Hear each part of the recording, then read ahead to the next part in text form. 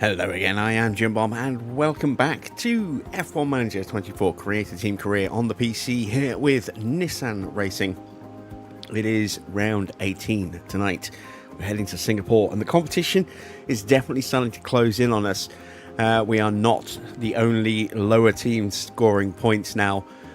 Williams have been knocking on the door of picking up some more points recently. Haas scored some big points last time out. Luckily, we also managed to score some points to stay ahead.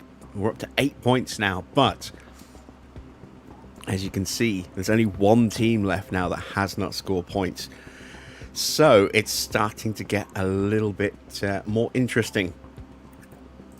As far as our car goes, as you can see, we are about 2 weeks away from being able to start building the Mark V suspension and the new Mark IV chassis. We've also got 4 research projects going on.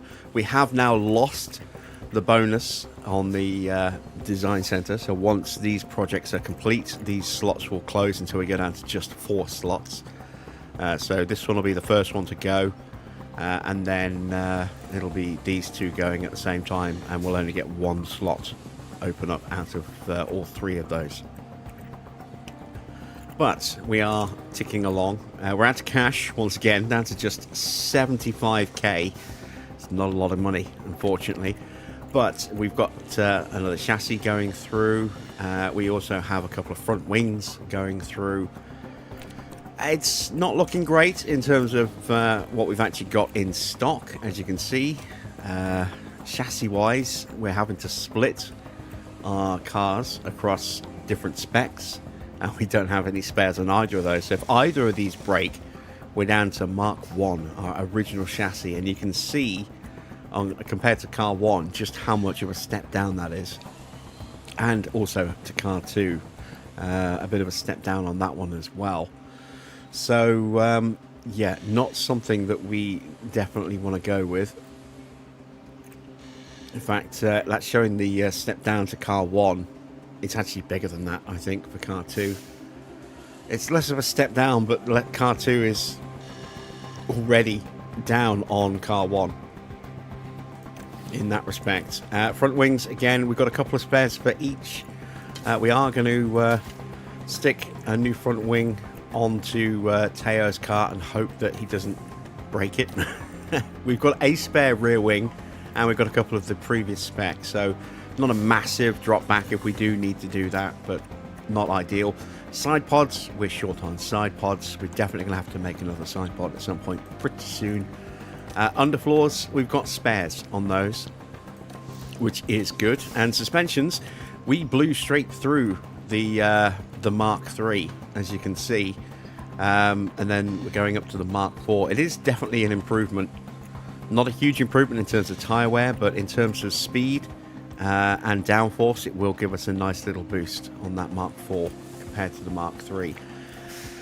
And then engines. Well, we are not looking amazing on engines at the moment. Let's just do car setup for the weekend for practice. We are down to just 1 ERS on mixed car.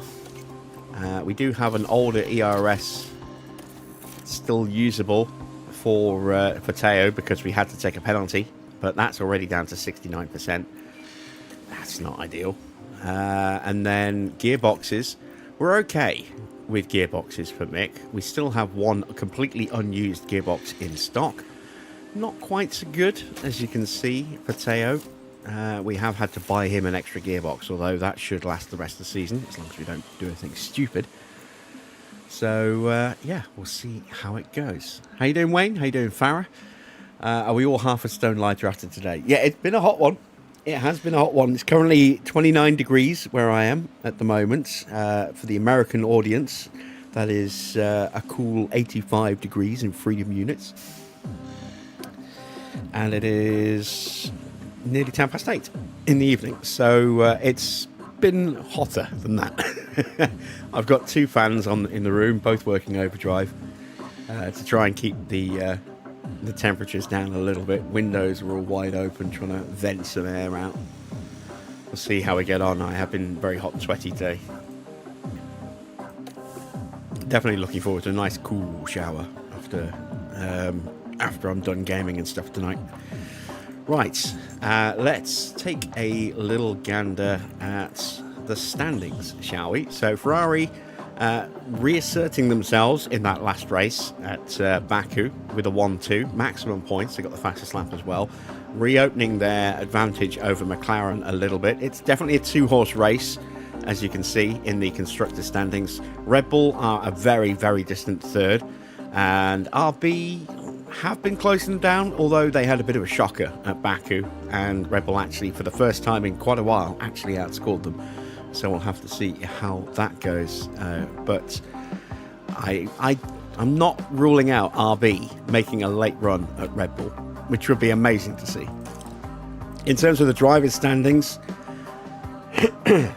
it's still pretty balanced. Just 39 points separates the top three, and it is very much a three-horse race. Both Ferraris kind of taking points off each other at the moment in their fight against Lando.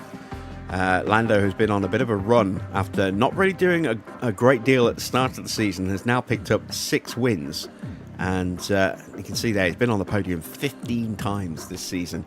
Sainz, 5 wins, 13 podiums. He was previously Mr. Consistency in this championship. 11 podiums and 5 wins for Charles Leclerc. So pretty interestingly matched. Leclerc, I think, has the out-and-out pace, but these two have just been that little bit more consistent, and it shows. And with Norris not having Piastri taking as many points away from him as Sainz and Leclerc have been taken away from each other, it has kind of worked out in Norris's favour, which is why he does have that 21-point lead at the top over Sainz and a 39-point lead over Charles. Max and Oscar themselves just 5 points apart. They are going to be doing battle for 4th place, and I don't see anybody else getting involved in that fight. And then in the fastest lap competition, you can see we actually got a couple of points last time out, and we moved above Sauber into 9th for a little bit of extra cash at the end of the season, if we can hold on to 9th. I'd like to see if we can maybe go after Williams, but I think they might be just a little too far ahead. Our pit crew is improving, but it's not quite where it needs to be yet. A big part of that has been Aurelian has mostly been in just sort of standard mentality. We actually got him in happy mentality for the first time in a while, but normally he's just had this white meh face. So we are going to be looking to replace him where we can, but his contract is a little expensive to buy out, so we might not be able to. Speaking of contracts, Powell's contract expires at the end of the season. We've signed Hubert to replace him, and in the affiliates, Tuka's going to be with us for a while. We signed him earlier this year to start immediately, and we've been trying to give him some training where possible. Carlo is leaving us at the end of this season to go and join Mercedes on a 2-year affiliate program. And we have a Japanese driver joining us next season. It's not Ryo Hirakawa. Who is it? Who is it? It's Ritomo Miyata. There we go. That's who's signing with us.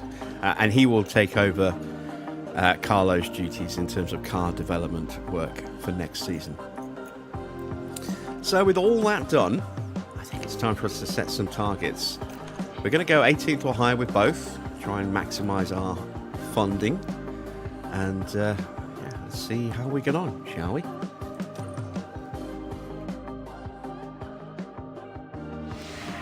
Our Formula One season continues here, in the Republic of Singapore.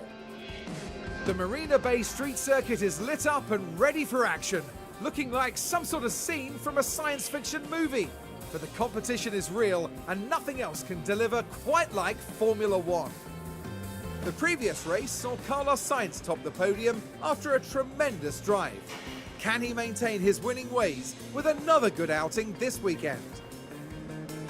Now let's get the weekend underway.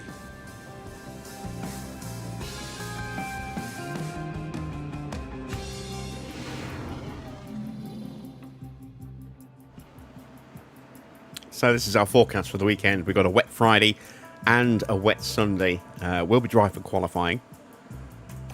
We are going to be starting on 4 wets, apparently. It's at 4.6. We might avoid that and just go on inters. We'll select them to start with, just in case. We want to keep those full wets for the Grand Prix if possible. So, run plan, let's see. It's normally 18 laps, I believe, around Marina Bay since the chicane was removed. So, we are going to go 28 laps. We've done the engines already before we came here. So, let's get the setups done. It's quite a high downforce circuit. Not maxed out downforce like we've seen at Hungary and Monaco, but still pretty high, especially on the rear. So I'm going to go with a 15 on the rear wing. We'll go with a 7 on the front. And this is one of those circuits where most of the setups tend to stay in the same window. There are the odd outlier setups, but for the most part, they're all going to be similar to what we're going to put in here. So we're going to go nice and straightforward. Something along those lines. I might actually pump. No, 15 is going to be my limit on that one by the look of it. Yeah, we'll see how we get on with this. And then we'll move over to mixed car. We'll do something very similar on this one, but we'll go with a little bit more on the rear wing. So let's go with, where is setup? There it is. 7.5 on that one, and we'll go with a 15.5 on the rear. I'm going to go with a 2.8, and then again we're going to drop this right down and push that right up. We are just over, so let's see if I can get away with that.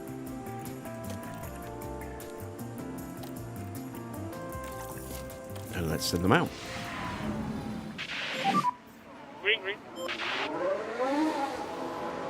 Evening, Cats. How's the championship situation looking like? Norris is leading from Sainz and Leclerc. It's a 3-horse race in the title standings. And we are currently in 7th place on 8 points. Haas in 8th on 6. Williams in 9th with 2. Sauber with a point in 10th. Alpine bottom with 0 points. It's quite tight in that bottom pack. Everyone else is way ahead of us. I think Aston are the team above us, and they're on a lot more points. A lot more points. Ready check, ready check. They're on like 80 points, I think. 80, 90 points, something like that.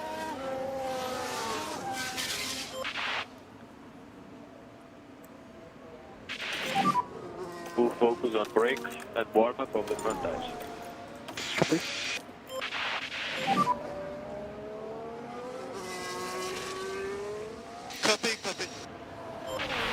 Ferrari are leading McLaren in the constructors. Red Bull a very distant third.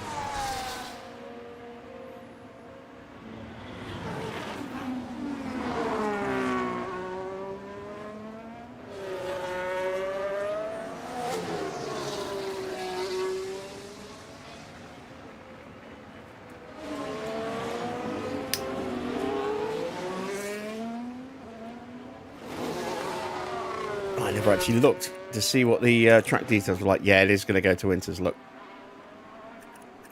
So we're going to be a little slower than we should be for the next few laps, but only for the next few laps while the track starts to dry. And then we'll be on the right tyre.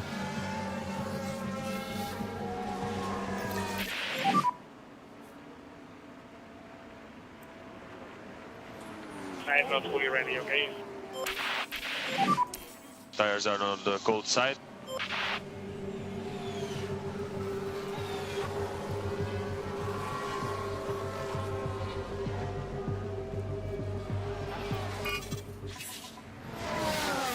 And there we go. Now we're on the right tyre. So now you might see us start to move up the order a little bit.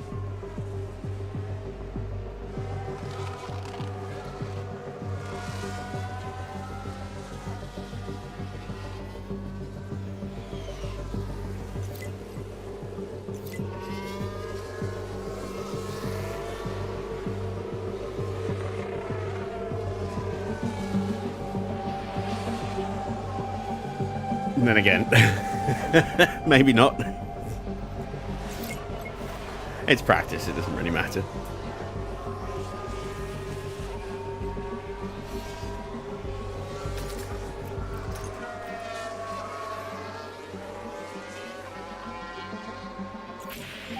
Alright, ooh, we are way off on Porsche. I wonder if he is going to be one of those outlier setups that we were talking about. Okay, copy. For him to be that far off. 71 for Mick. He's far off as well, actually. It's okay. Okay. Yep, copy. Are they both going to be outliers? Interesting.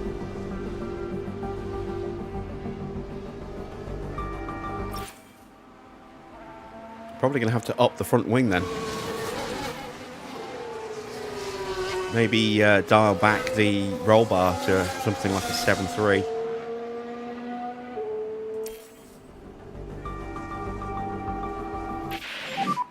Rear zone, cool side.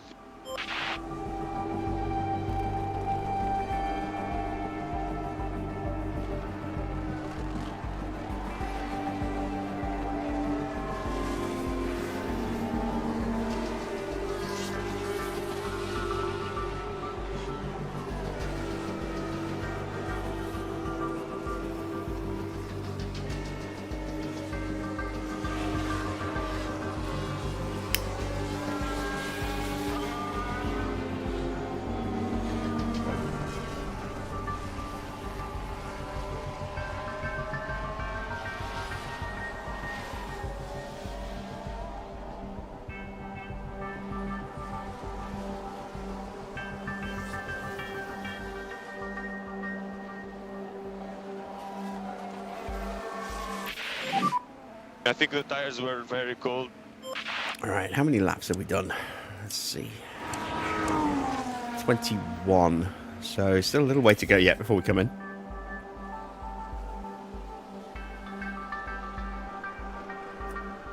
We're going to be, as I say, trying out the new version by a different modder of the timing page here next season.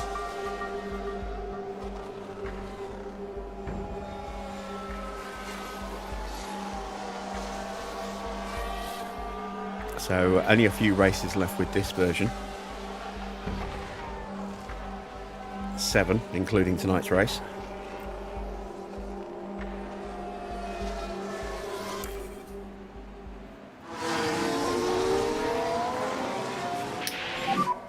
So we boxed this lap. Got some rookies running again. Let's see. We have Pietro Fittipaldi is in for Haas. Gabriele Bortoletto in for McLaren. Pato Award also in for McLaren. And then we have Chloe Chambers running for Haas as well. So I don't think we've seen Chambers run yet this season.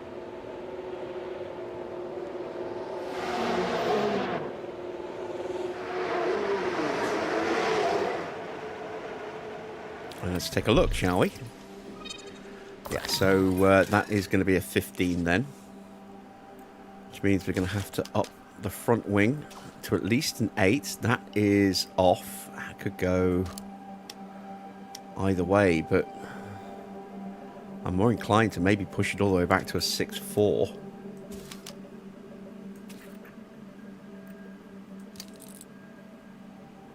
Try something like that, maybe. Now I'm a little concerned that that's too much there. Now that's not enough.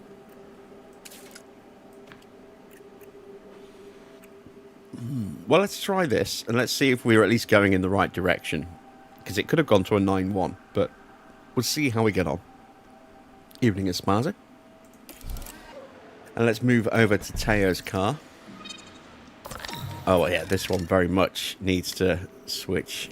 Let's go to the 6.4 that we looked at a moment ago. We'll push that up to a 9. We have to bring that up a bit and then tweak that a little bit. Let's drop that down there.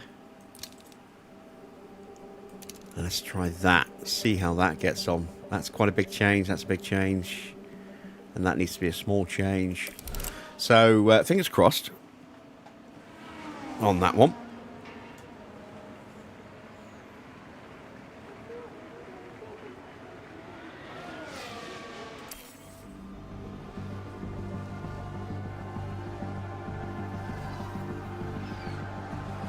I think next season, when we have more performance in the car, there'll be a more traditional kind of setup window on these ones.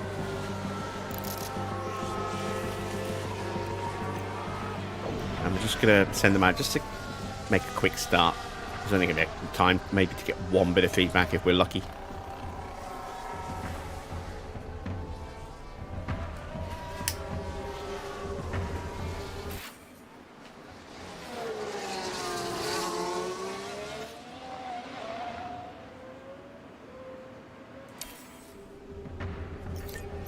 There's one, and there's one. So, we have some penalties on the grid. Ricciardo's got a penalty, as has Fittipaldi's car, whoever he's in for. And so does Max. Let's see, are they part penalties? So, let's start with Max.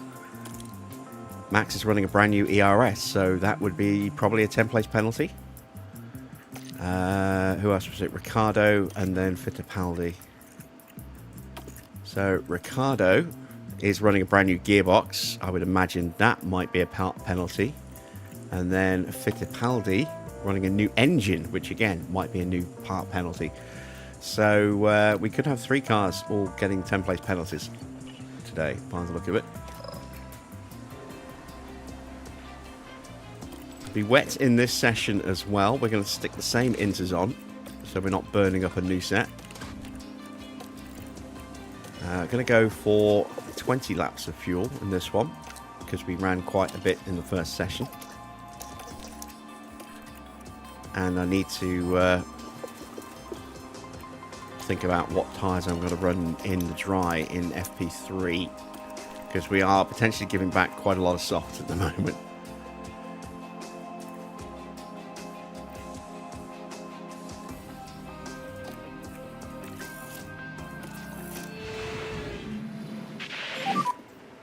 Green. And it's going to stay into all the way through.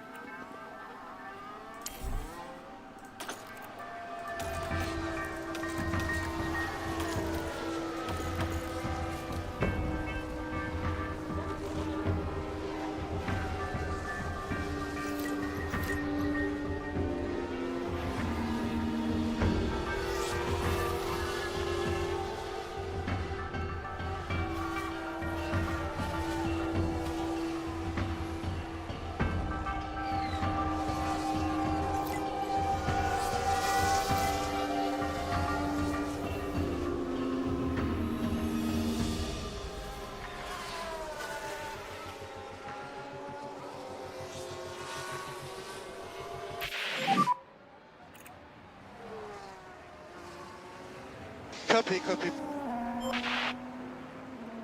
Not too worried about that at the moment. Hopefully it won't become an issue.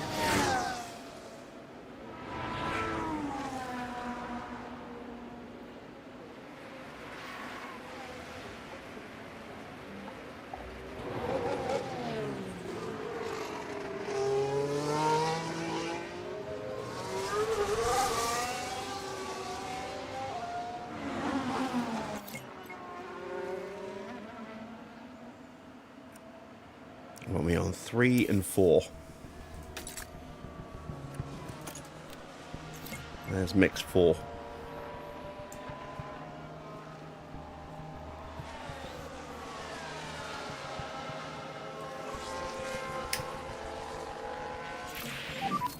Quick feedback when you can. And that's a much desired improvement there, from 60-something% up to 91.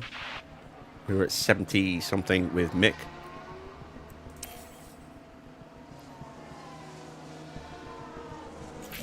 And he goes to 88. So we've definitely taken a step forward. There is definitely more to find. And we are going to call them in now.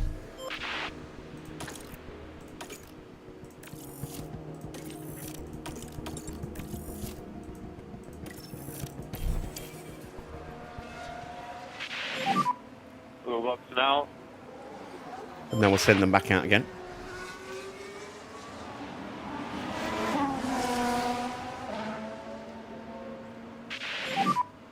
Copy, penetrate.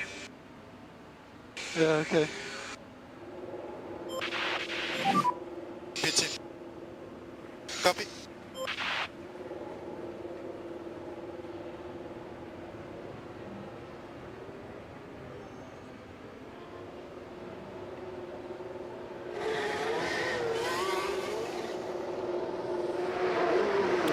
Got an Alpine pulling out behind us. Speaking of Alpine, rumours are swirling around Alpine that they are considering Valtteri Bottas for a drive for the rest of this season.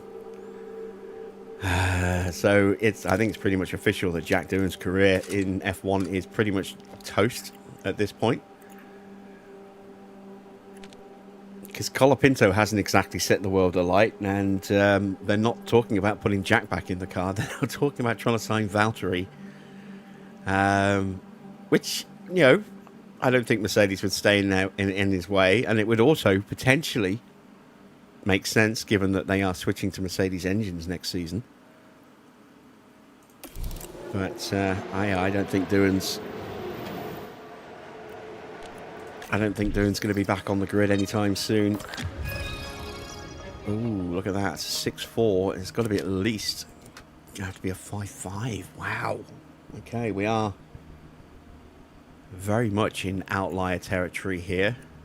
That then keeps that okay. That's about right. That's about right. That's about right. So maybe that one little change there is all we needed. It's probably going to have to affect something, but...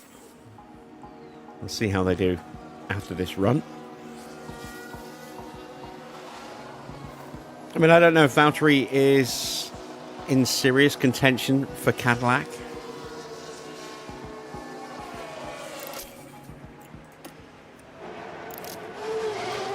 If he does sign with Alpine, even if it is just until the end of this season, you've got to think there's going to be an extension clause on Alpine's side in that contract, which means that potentially shuts the door on any chance of him going to Cadillac. So that's an interesting potential dilemma there.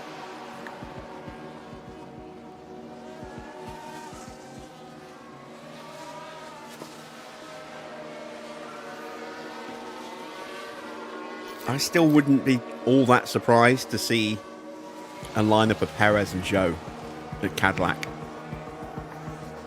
given that they're going to be running Ferrari engines for at least the first 2 years, 3 years, and then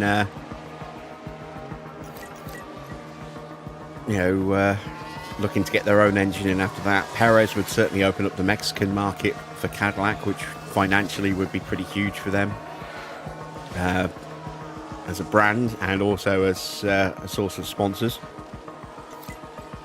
And Zhou is a Ferrari test driver, so again, it's kind of that Valtteri, connection with Mercedes engines, Zhou with the Ferrari engines. So I would not be at all surprised to see that lineup next season.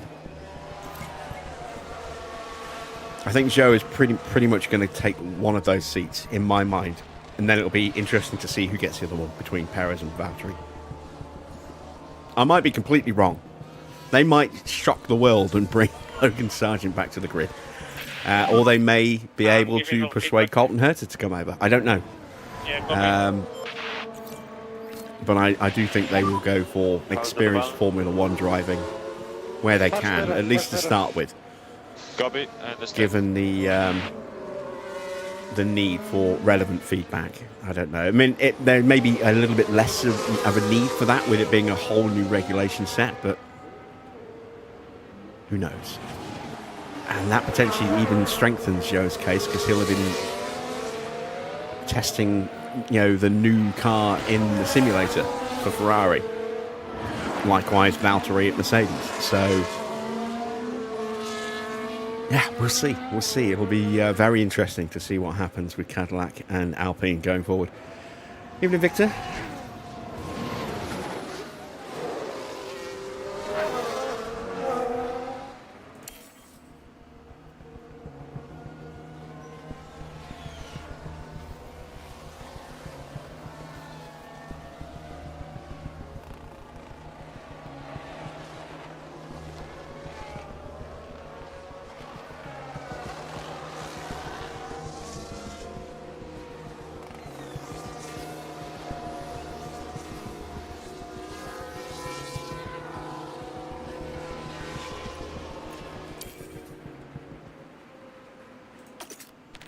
All right, 93 and 94. So again, small improvements, very small improvements. But that sets us up nicely for a potential double run in the final session. Maybe only just the one run. Maybe we won't go chasing the 100 setup tonight. Might not need to. We do need to try and limit the amount of running our cars do so we don't wear out our practice parts, because we don't really have anything else available now. And that is going to be a 6.4, which means we just need to bring that back to there. Hopefully that holds good. It should do. Going to confirm that as our change.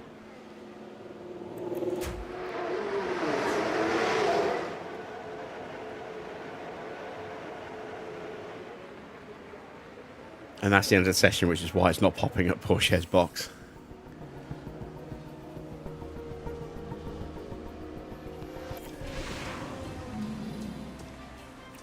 Any more penalties? Nope. Still just those ones. Yeah, look at our feedback here with a 94% rating. We're at 99%. So we just need to send him out, basically, just to wear some tyres in. So, it's going to be a wet race, but it doesn't mean it's going to be a full wet race.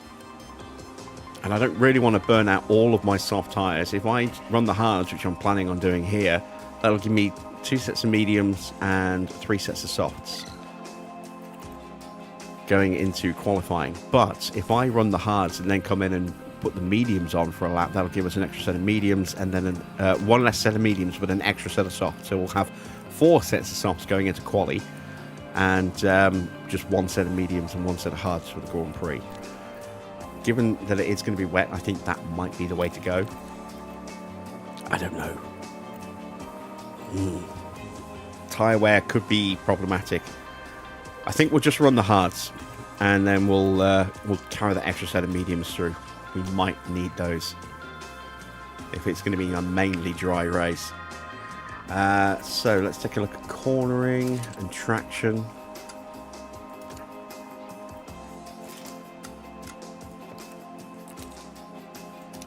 That's potentially going to break my front wing.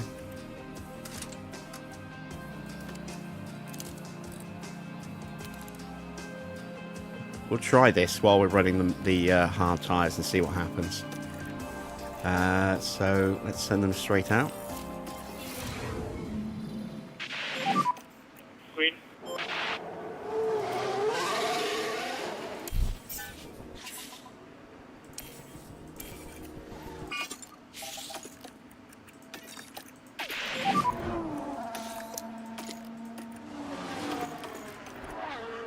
Copy.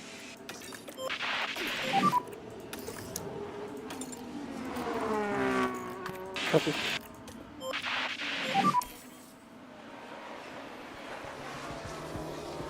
Yeah, copy. Copy, copy. Don't go crazy in the rears. Oh dear. Copy, copy. Copy.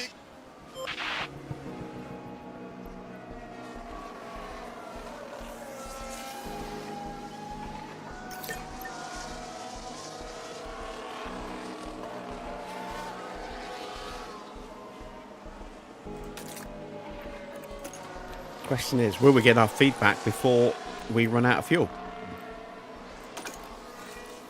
I don't know, is the honest answer. We'll be able to stretch them a few laps, given that we got them in a low fuel push setting. Should be able to get an extra 3, maybe 4 laps out of them.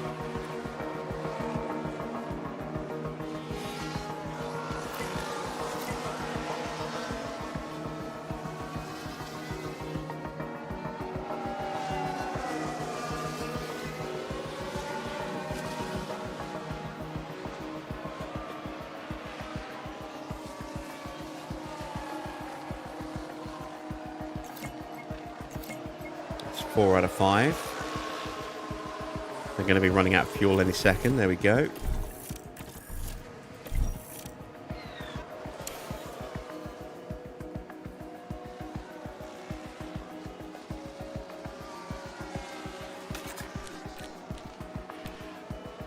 we've done enough now that we can just come in regardless. But I want to see what the results are. And it's spot on with Mick. Excellent stuff. So we'll call Mick in. Really good. Yeah, copy, mate. And with Teo, nearly spot on. We got him in optimal, but just not quite where it needs to be. But that's fine. He'll be the 100% prep, so Yeah, copy. that's good enough.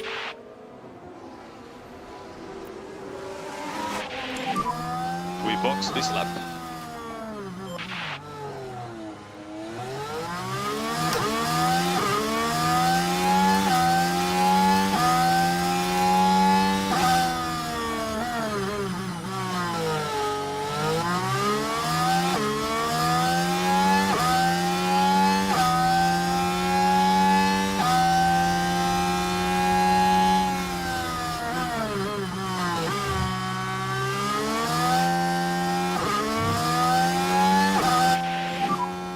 Stops. Pit limiter on. Stop in position.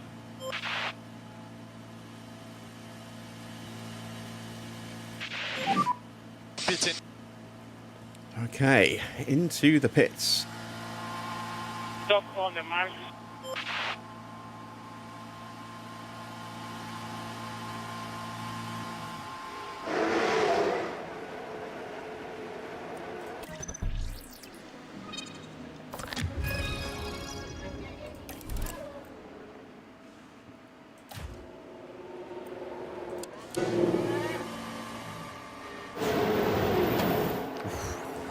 Nearly coming together with one of the MoneyGram Haas cars there. Yeah, it's a cornering that's just off. But more importantly, the driver prep is where it needs to be. There's no point sending him back out. We are done with practice. So now we just need to run the clock out and see what everyone else ends up doing. Interestingly enough, we are quicker with Mick than Ocon and Joe. Ooh, excuse me. And on pace with Magnussen despite running hard on low push. And with all of our save settings on. So, well, there we go. Joe's improved because he's put on a better set of tyres. But we ran a little bit less fuel than we would normally. So that enabled us to run a little bit quicker as well. But yeah, now you can start to see the difference in times. 1:35. Actually, now these are our last laps, aren't they? Yeah, that's our last lap showing because that's what we went into the pits at. So, yeah, okay. Well, our best lap isn't amazing. But it's not horrible. Still quicker than Ocon, although that might be about to change. He's on some mediums. And there we go. He only just jumps ahead of Mick. That's a bit more.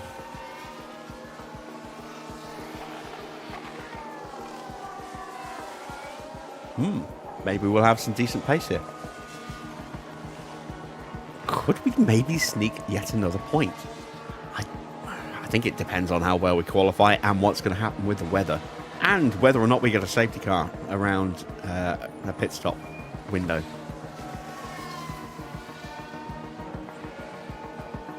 Where's PK Jr. when you need him?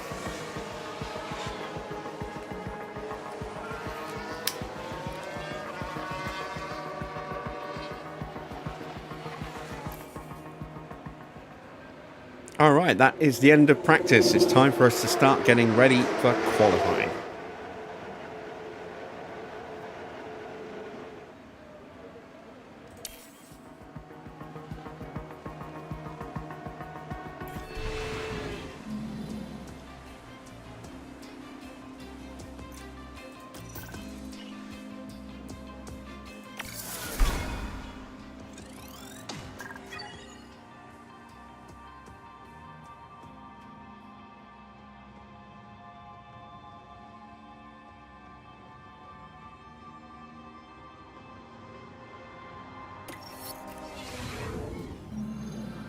Qualifying is coming up, and the drivers will be ready and raring to go.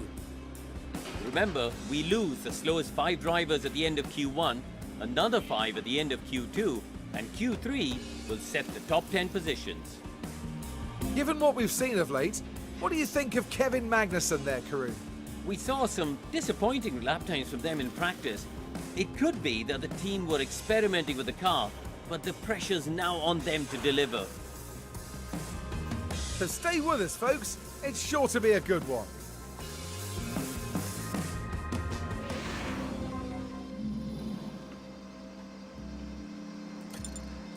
All right, let's get the best bits into the car. We'll save the 90% engine. We'll go with the 78 for this one.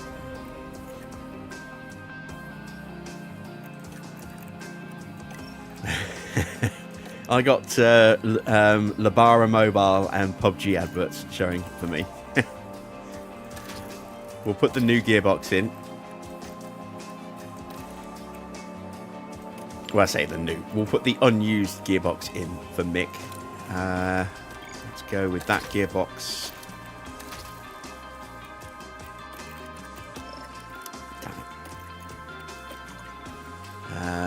We've got no choice, really, but to run that ERS and that engine. Yeah, it's not looking good, as it Tayo's going to need more parts by the look of it. Or at least a new engine for the run-in. That's 5 mil. That's money I don't really have.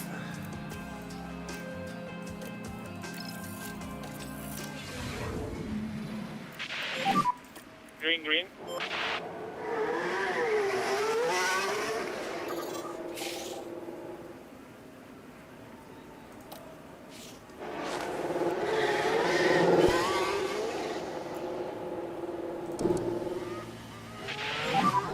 Okay, mate, just try to work as much as you can on tires. As much as you can on tires. Copy.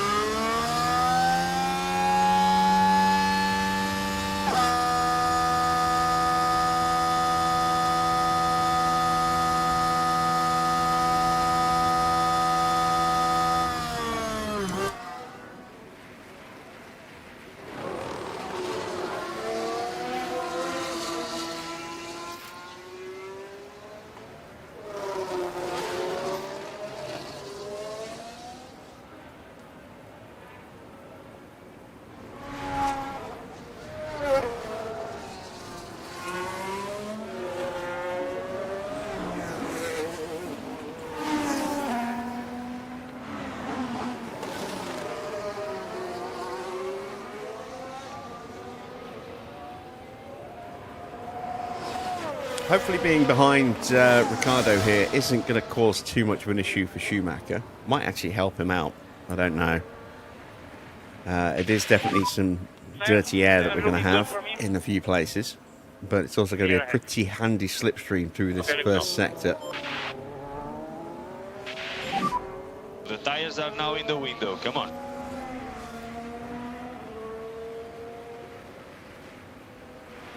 We have got a Red Bull on track in front. That's Verstappen. Apart from that, we are pretty much good to go.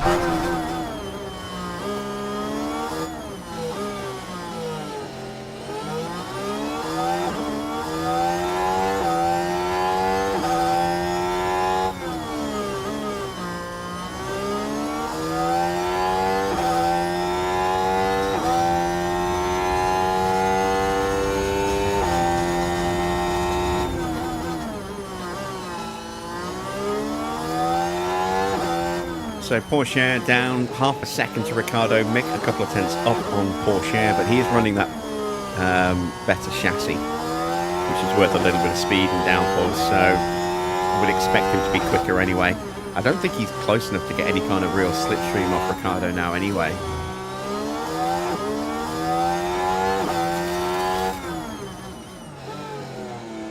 .38.2 Teo.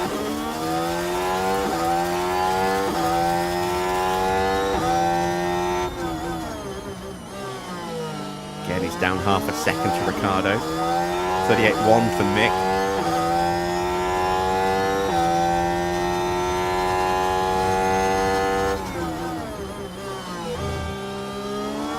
127.0 for Charles Leclerc as Porsche crosses the line. It's a 131.0 in total. Ricardo's going to be at least a second quicker. There we go, 129.9. Mick is 0.3 quicker than Teo. Really slow in lap. Copy. Let's see what Charles Leclerc can do. One of the 3 drivers in contention for the World Championship.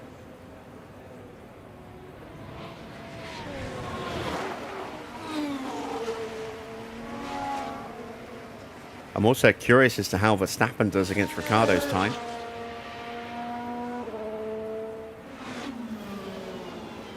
It's purple so far for Charles Leclerc, as expected.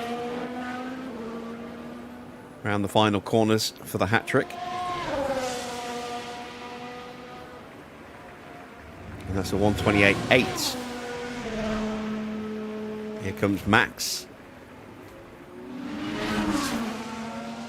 Will he get into second above Ricciardo?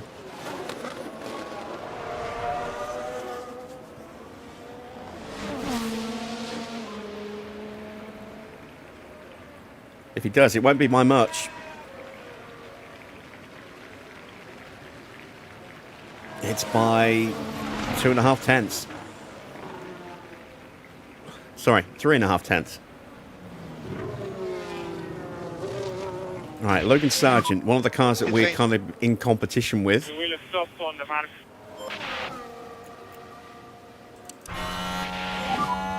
Copy, pit entry. Okay. Pit limiter on. Stop pit position. Last 2 corners to go.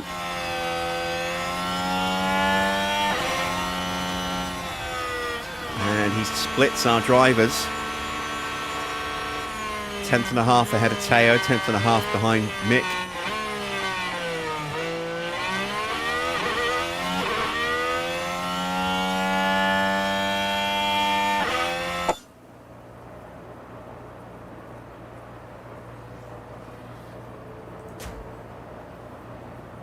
Here comes George Russell.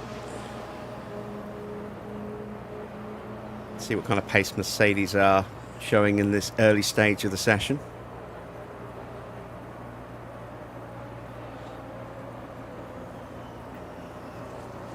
He's about 6.5 tenths quicker than us. Let's get ready for another run.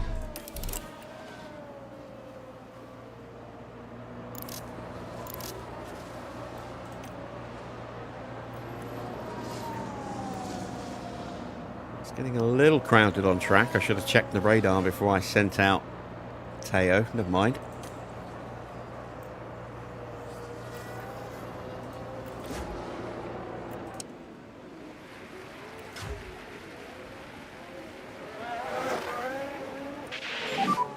Work as much as you can on brakes and tires. So that's Valtteri starting a flying lap, I think, in front of us. Is that Albon? That is Albon. Albon is on an out lap. So that must be Zhou on an in lap then. Otherwise he'd be through. So 1 out, 1 in front. Zhou should peel out of the way as we approach the final sector.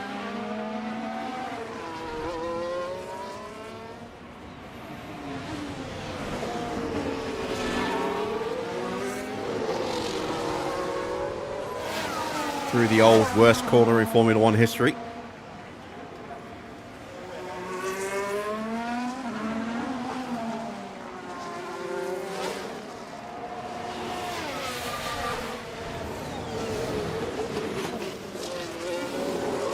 And that's saying something because there have been some absolute doozies. Valtteri goes up to P10. Hulkenberg, P7. We're still ahead of all of the competition so far with Schumacher. That's nice. Temperatures are looking okay. You might find more traffic. All right, so Zhou peels off into the pits. Tires were good, mate. Go, go, go. We've got a Williams leaving the garage. That's got to be Logan Sargent's. Hopefully he won't get in the way. He won't be in the way of Mick. Will he be in the way of Teo? Oh, other way around.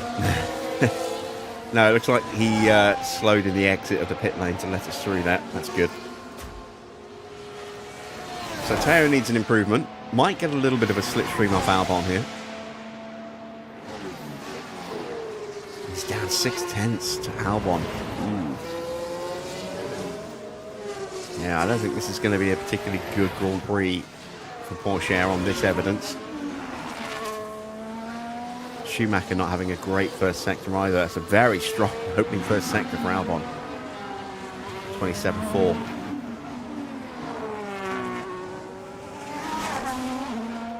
Tsunoda rocks into third place ahead of Carlos Sainz. Norris is in the final sector. Let's see what kind of time he can do. Piastri on an outlap.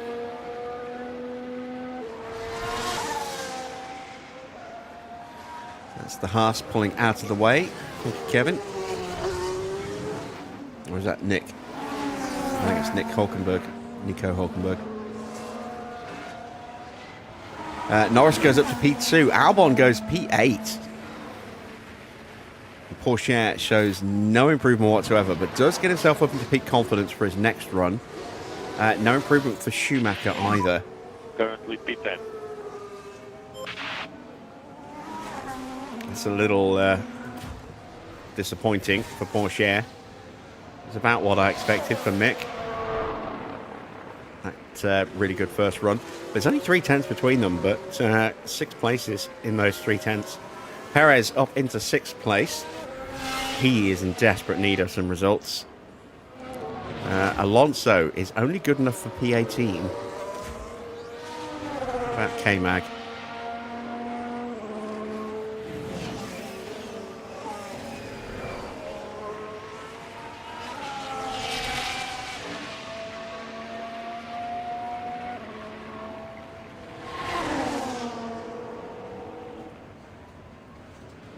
And he goes just above Mick. I say just above, he actually goes 3/10 quicker than us, but only 1 place. So Haas have got a bit of pace.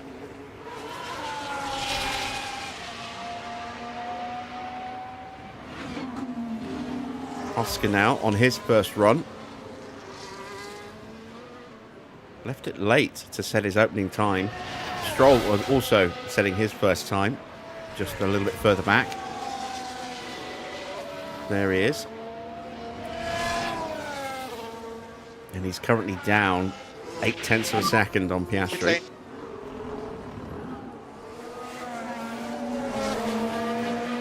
Up in our box. Sargent improves. He goes up to P10. Good entry. Piastri goes P3. And it's very close between the top 3, look. Very close.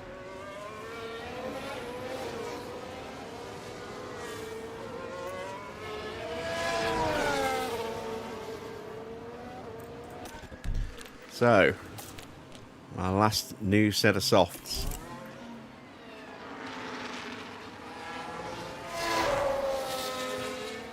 Until race day.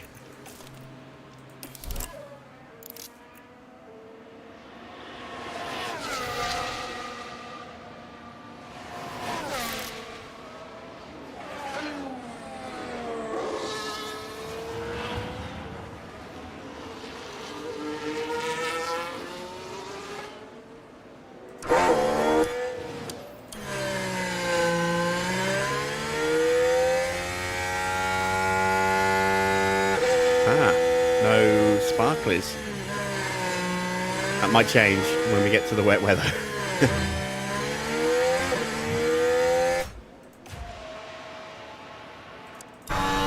No sparklers here either. Again, might change when we get the wet weather. Unfortunate side effects of the modded engine that we're using. That's why we very rarely ever ride on board with either of those two. Right, let's speed time up a little bit.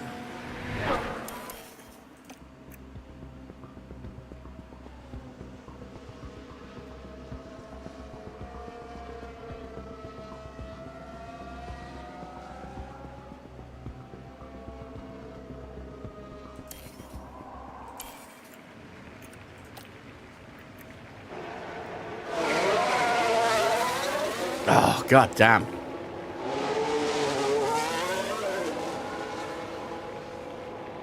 So Porsche has got Nico not Hulkenberg, Magnussen right behind him. I mean, that's going to be good to stop Hulkenberg from going, Magnussen from going quicker, but it also means that Porsche is going to be having to drive defensively, I think, which isn't going to be ideal. Mick will pop out behind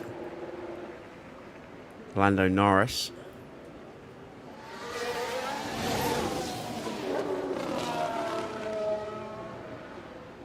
Oh, do we get in the way of a Red Bull? Copy. We do. We just get in the way of Perez on the start of his flying lap there.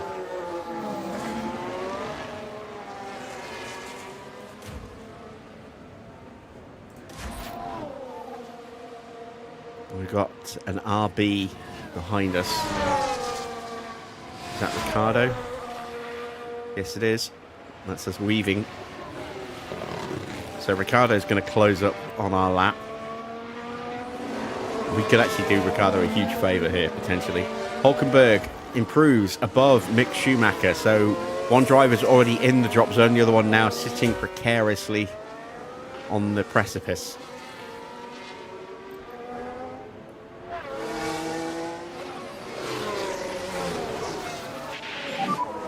Temperature's looking stable. Right, Teo is off and running. Let's get going. Strong first sector for Sainz.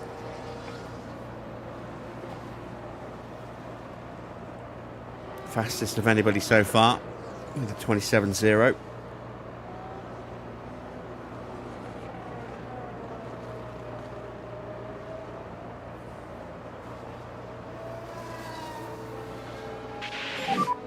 Tires are okay. Okay, let's go, let's go.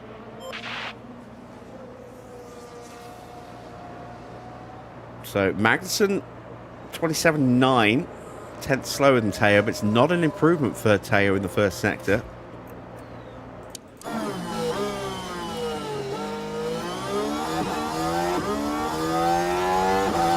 how Mick gets on. Mick's probably our best chance of getting out of this session. New fastest lap so far for Carlos Sainz, 27.0, 37.1 and a 24.5, adding up to a 128.7.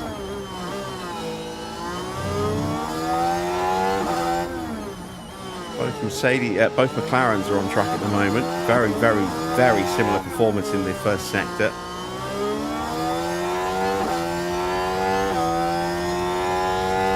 We are running now in clear air. It's 27.9 for Mick, not a good first sector. 38.5 for Porsche. He's down now 4/10 to Valtteri on this lap alone. Porsche crosses the line, does not improve, so he is out. Is there anything that Mick can do? 38.4, he's not looking good.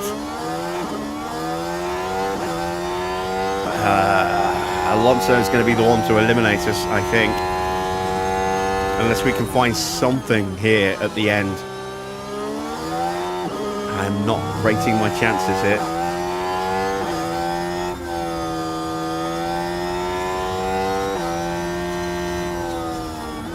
No improvement from Schumacher, so it all comes down to Fernando Alonso. He's done a 27.4. He's up half a second on our lap time there. And he's up in the middle sector by another half a second. So, yeah, I think it's clear that we're about to get eliminated.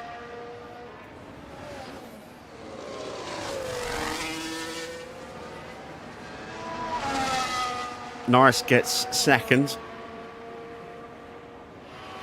Tsunoda moves above Verstappen into P5. Alonso jumps up to 12th, and that eliminates Mick Schumacher. So both of our drivers are out in Q1.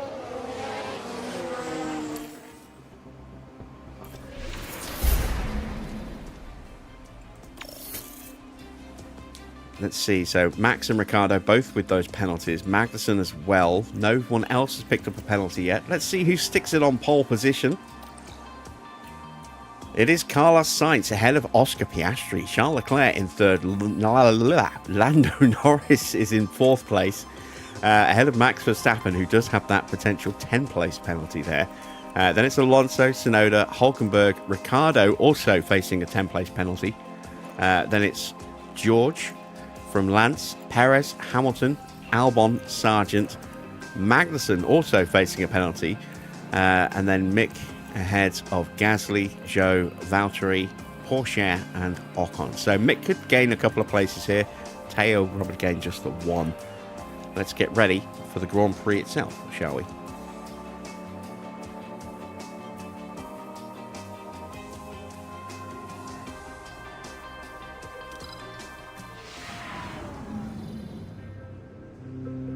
Welcome back, everyone. The final preparations are now being made as we head into the race. The walls around Singapore force the cars close together, and even the best can waver in the tight spaces. Back in 2011, we saw Lewis Hamilton clip Felipe Massa as the two battled it out. There were certainly some words exchanged after that one, as I'm sure you recall. The bumpy street surfaces here make this a challenging circuit for the drivers, and the humidity causes them to lose as much as 3 kilos over the course of a race. But it's also tough on the cars, with 23 corners to tackle each and every lap. Good low-speed downforce will make all the difference here. The teams are making their final preparations down in the pit lane, ahead of today's race.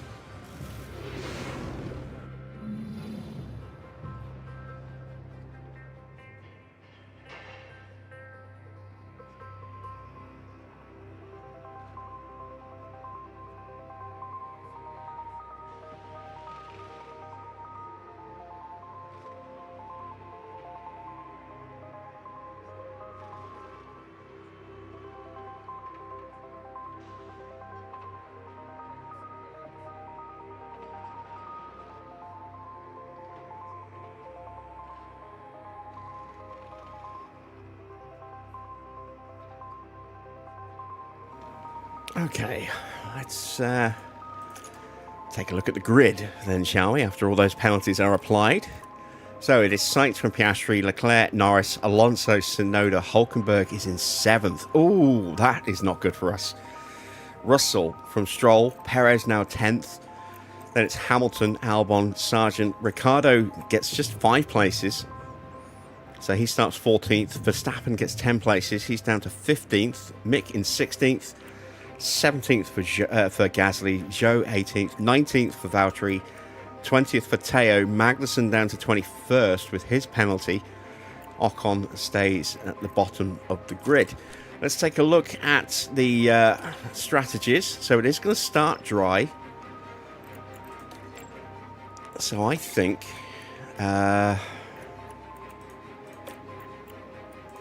maybe we want to start like this. See, when are they predicting the weather to happen? Lap 28, according to that. Might be a bit earlier. Let's take a look at what Teo thinks. Teo thinks lap 30. Okay, so our weather prediction is potentially very wrong then. In which case, I'm not quite sure to do with this.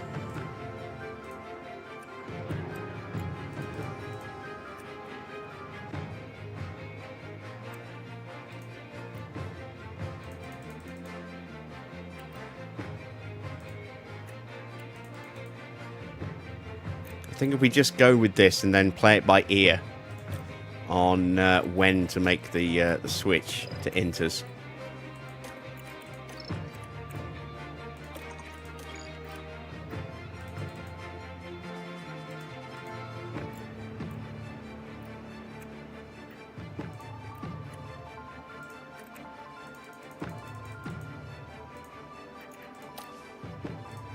There we go. Not going to put any extra fuel in. I'm actually going to take 3 laps of fuel out.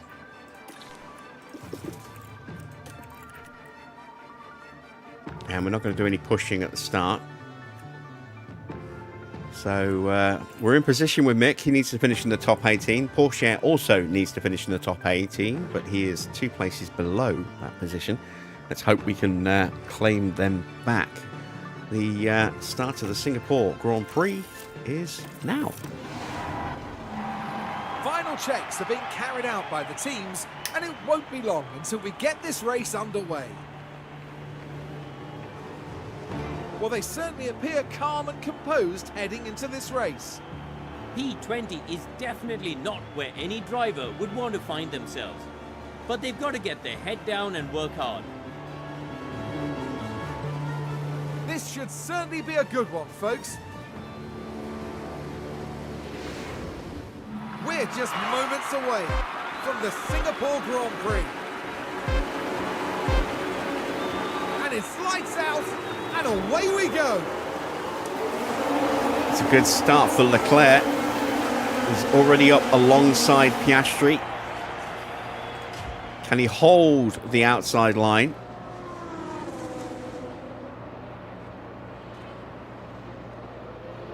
Becomes the inside. And that looks to be potentially moved on. It's going to be a drag race though down, and Piastri actually has the edge here. Now the Ferrari starts to pull away. Piastri's still there. Leclerc needs to shut this down quickly. Verstappen gets past Ricciardo, and we have an accident already. Valtteri is out. It's a VSC. Pit to safety car. Remember to follow that the time. Copy.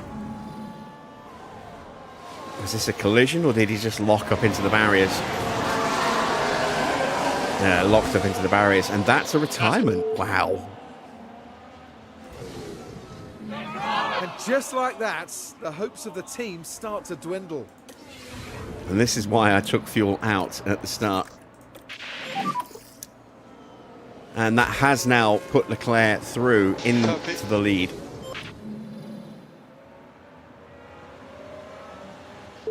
Sorry, into the lead, into second place, leading ahead of Oscar Piastri. But it also, importantly, puts a car between him and Lando Norris. Let's check in with our boys. Mick's still 16th. That retirement for Valtteri promotes Porsche up to 19th place. Copy.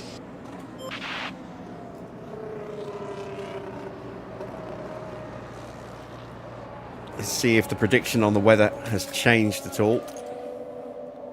Not yet.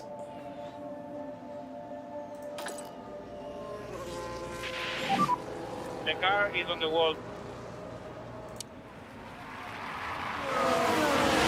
He looks okay. Watch for debris.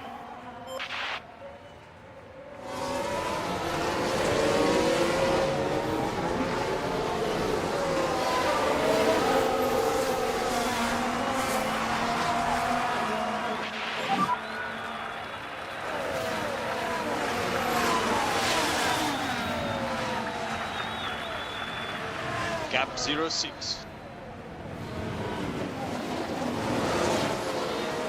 Gap 05.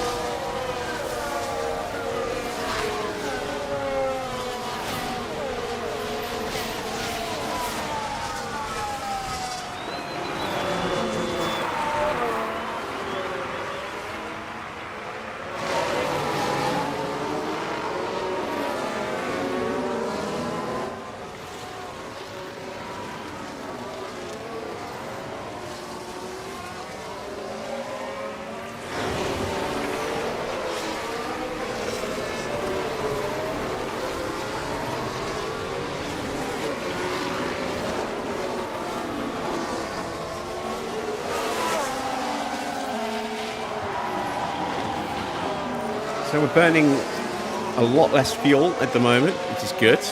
Starting to already claw back some of that. I still think we're going to get lapped at some point in this Grand Prix. So it's around 1.8 kilos, I think, for a lap here. 1.7, 1.8, somewhere in that kind of window.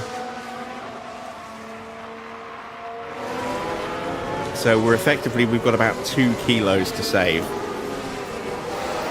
And we are about to go racing again.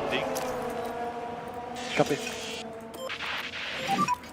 The main thing is the warm-up on this tire, okay? Here is one.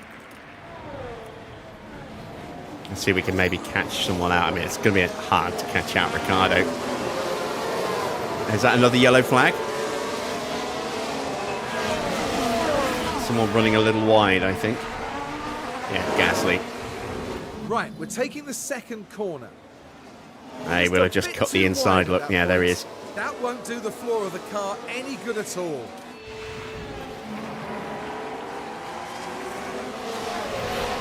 Hasn't damaged his underfloor, but if he keeps doing that, he may well do.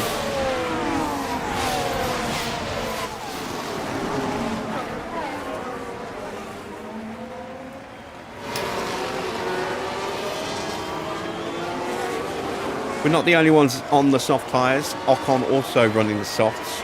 Most people running the mediums. There are quite a few on the hards though. This does hopefully give us that opportunity for an undercut.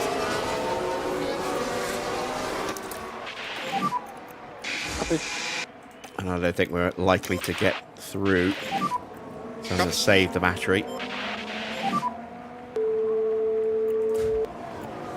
Mick was never going to be able to dive bomb Ricardo. The main threat now is just that gap exploding up. So I'm keeping an eye on Mick. Everyone else behind will be stuck to Mick's pace, so I'm not worried about Porsche at the moment.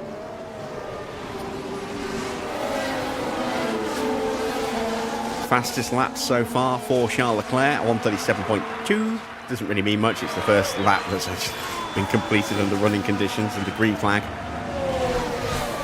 But those times will get much quicker as the race progresses.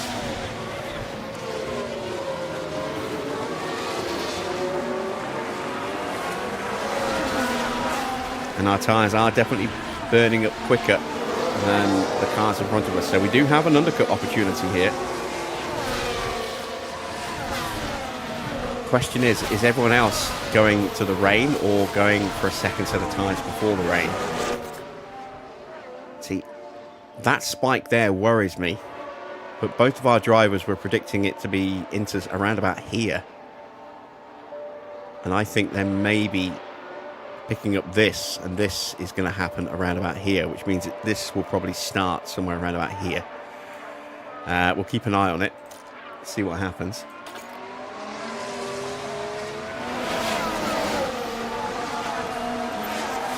But I can foresee this being an incredibly hard circuit to overtake on with the realistic racing mod switched on.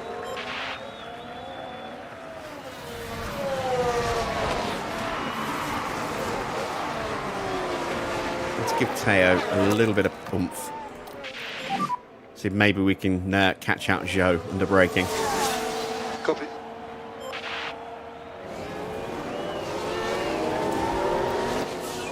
There we go, 135.0 for Sainz.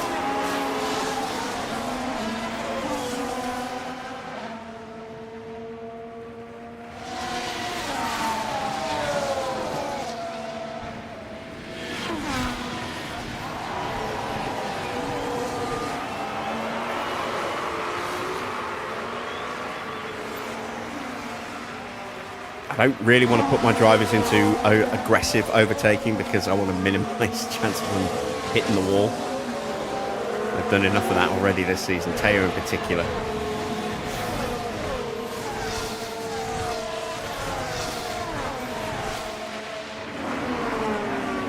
But Joe is starting to drop away from the back of Gasly. If we can apply the pressure, then maybe it will drop him out of DRS completely, and then we can try and pick him off. Let's give Mick a bit more pace as well now, because he's about to drop Gasly.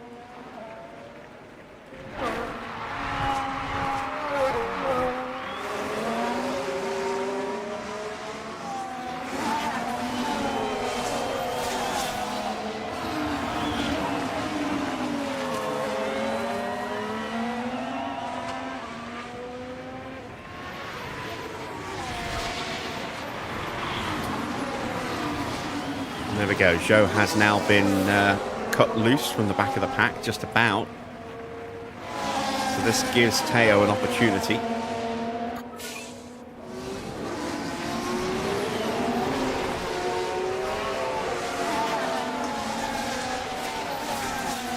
But he is running out of battery, so let's give him a little bit more tyre. Okay, we need to push a bit more.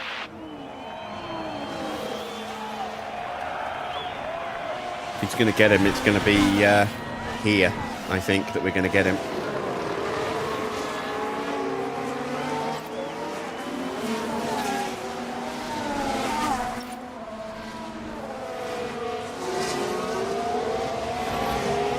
We are about 4 or 5 tenths behind.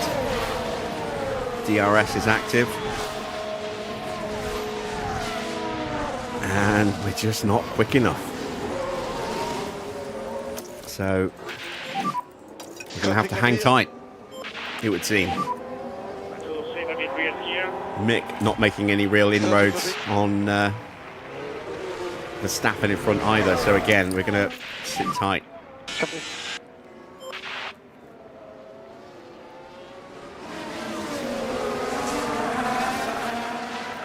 Just wish I knew what the weather was actually going to do.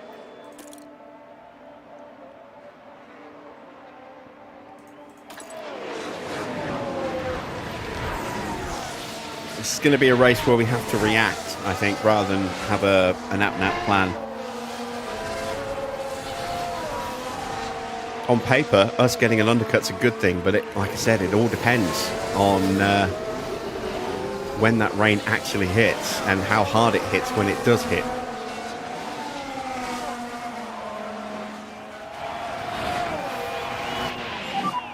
Understood. Joe is definitely holding up Teo. Teo has more pace. He just can't unleash it. I think maybe Mick might even have a little bit more pace. But we're stuck in the queue behind whoever's holding everyone up, which I think is probably going to be Logan Sargent.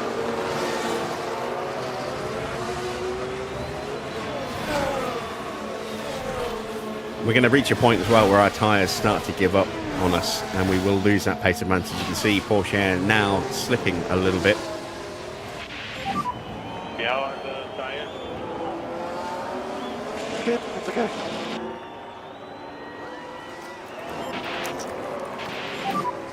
Copy. To make sure Mick doesn't get dropped.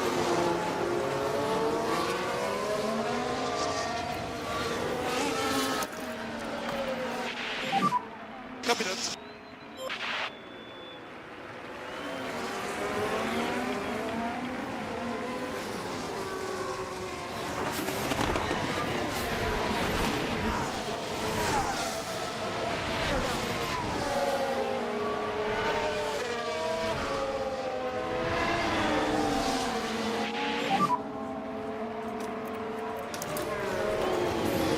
Copy.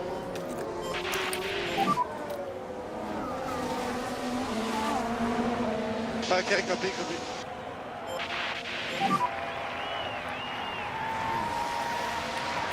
Up front, the two Ferraris are looking to break away from Oscar Piastri. Norris is still stuck behind his teammate.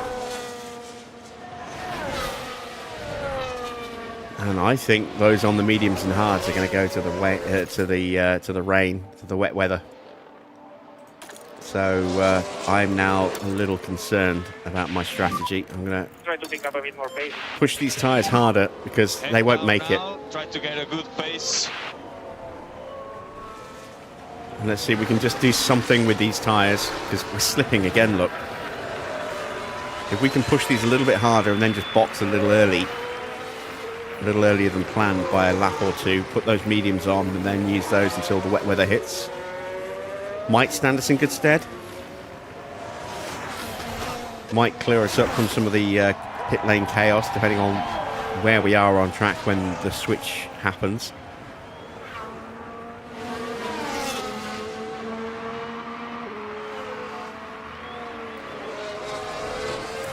But we are struggling to stay with people.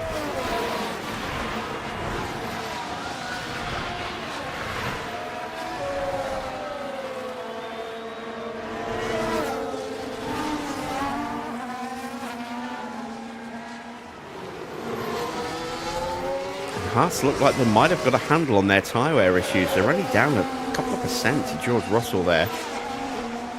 Magnussen's actually above Zhou. He's actually above Russell as well. So, yeah, maybe Haas have managed to get a handle on their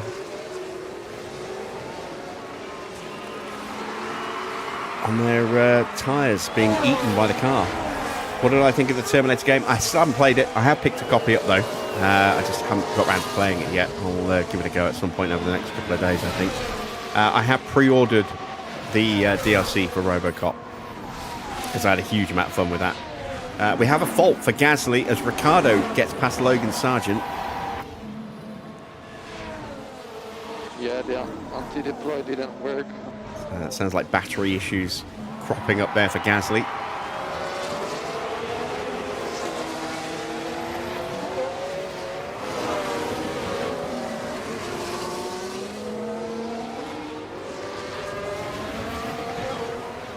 In terms of a gameplay experience, I did expect that RoboCop would be better. Not at all surprised by that. You know, that was the game they did before RoboCop, and it got middling reviews.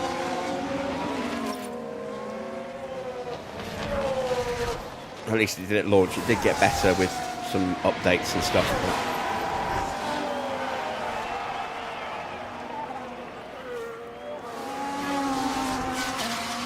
I'm just hoping it's a decent Terminator game because there haven't been very many. Last Terminator game I played was Salvation on PS3, which was awful. A very easy platinum trophy though. 5.5 hours and the game was platinum. One single playthrough. And it was just gold trophies and the platinum. That was it. It was, yeah, a very easy platinum. For the most part, there were a couple of really, really frustrating sections, but apart from that, it wasn't a particularly difficult game, even on the hardest difficulty.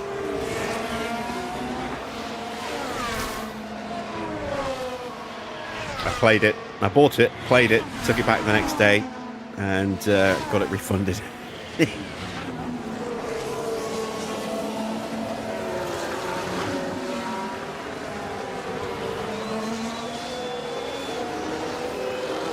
Back when Asda used to have a no questions asked policy on game refunds. I don't think they do that anymore. Alright, Porsche is still stuck behind Zhou. We're still keeping Gasly at bay, but we're not closing down Logan Sargent. So I'm going to go hell for leather. Keep reeling him in. Because we're going to be boxing in a couple of laps now.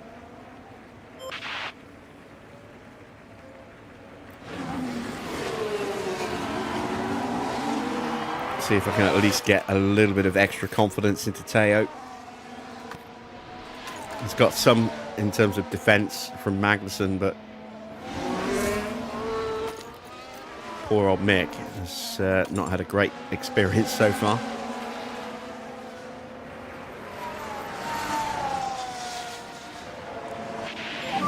I mean, the only other Terminator game I remember playing was the one that Ocean put out on the Commodore 64, Terminator 2.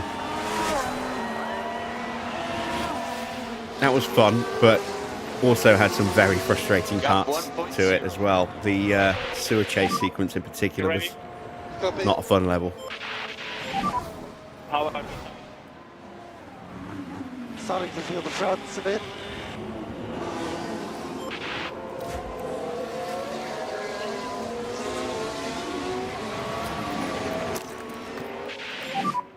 Copy.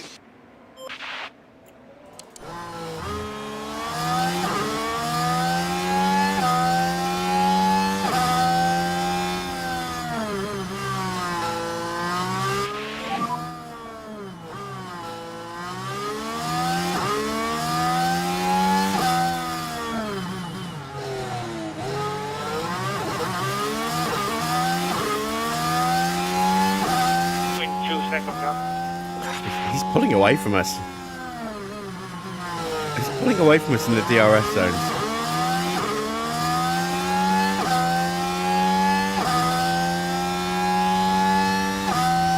track position is king around here. We'll bear that in mind for next season.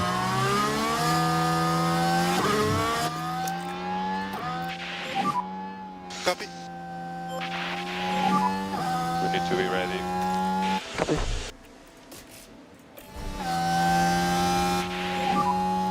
Box. Okay, copy. Box.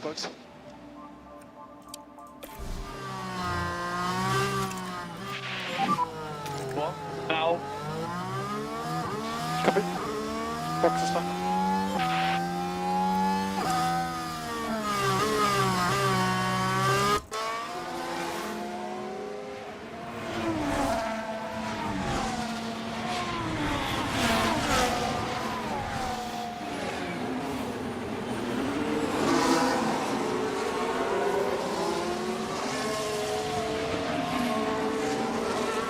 So Pourchaire's coming in at the end of this lap.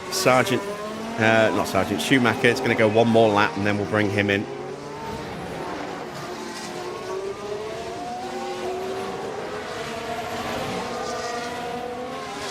Schumacher's battery is almost full again. We need to kind of rebuild Pourchaire's after draining it, trying to get past Joe and failing miserably.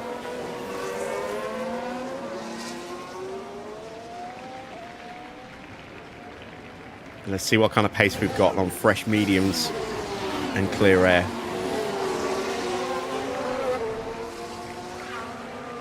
See engine temps for Pourchaire in the red because he's been stuck in dirty air this whole time.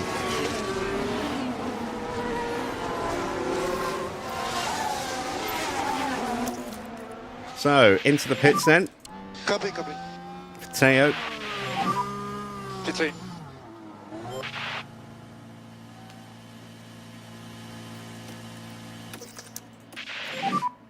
Copy.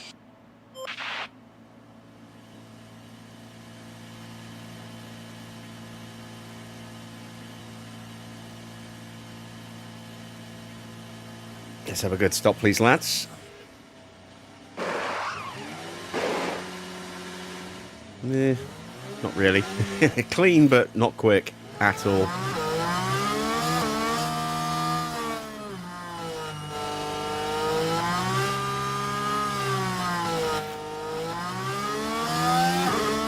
So, 138.3 with Mick across the line last time. So that's the benchmark that we need to go improve on with Pourchaire. We should hopefully be in the 136s, maybe even, no, I don't think we'll be in the 135s, but we should be in the 136s.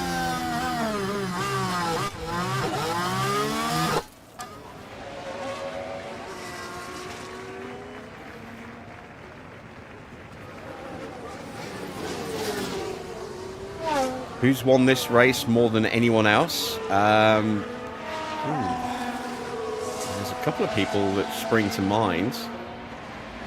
I would have to say, I think Vettel.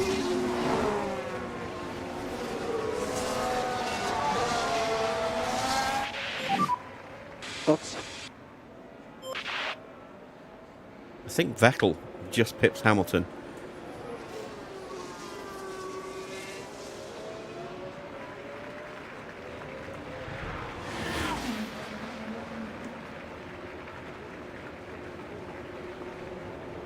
I don't think Max has ever won around here, off the top of my head. It's one of those circuits that hasn't been kind to him.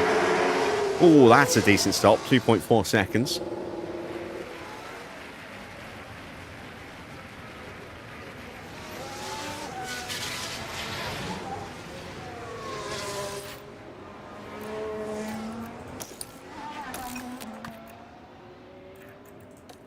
Right, so let's see. Where is Pourchaire? There he is. So this would be his first proper timed lap. Let's see what our pace is from Teo at the end of this lap. Tyres not quite in temperature window just yet. Copy.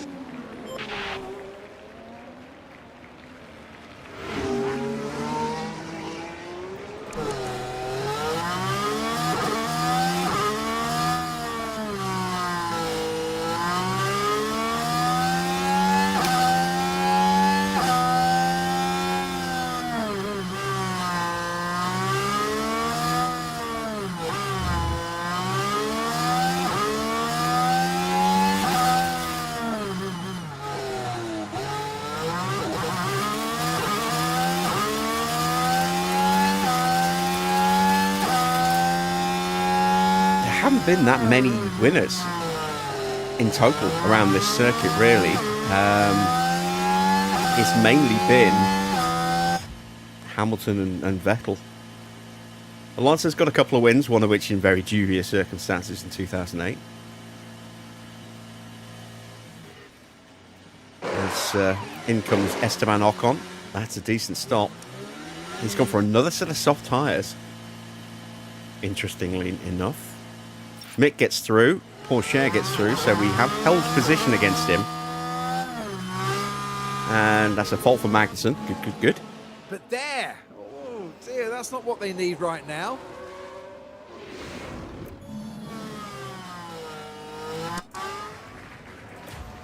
Uh, 137.3, that's not quick enough. But tyres are now in the window, so hopefully this lap will be a little bit quicker. Mixed tyres still not quite there yet.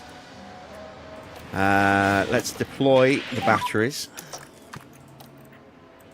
because we are getting to the point where others might start to think about a stop.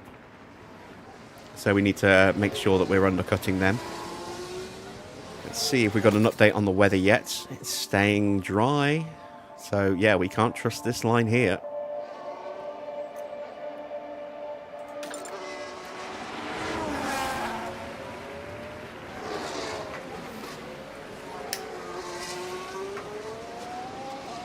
And dry doesn't mean no rain. Dry just means less than 1 mil DRS active. 0.9 millimeters of rain still counts as dry, but that's too wet for dry tyres. That's into territory. 0.7 is just about okay for dry tyres, for slicks, and just about okay for inters. But the inters will overheat. The tires are now in the window. Come on. Right, 136 for Mick. That's more like it. 136 for Teo. Of course, that was with battery, though.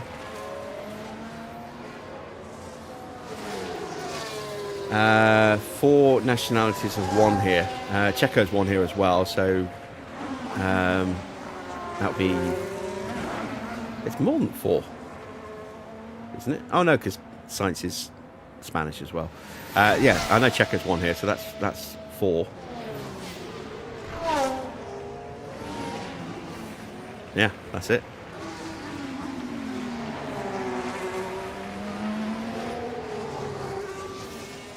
Because the other winners we're talking are Norris and Rosberg. That's British and German, who are already named. So, and Sainz, but we've already just discussed that.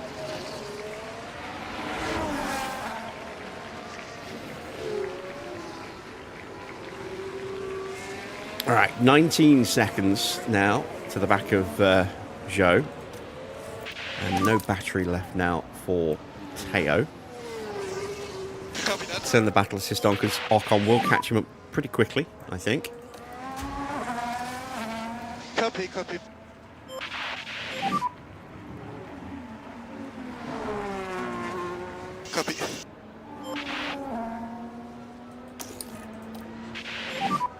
Copy. And now we'll put Mick into top up as well. Start to rebuild him a little bit.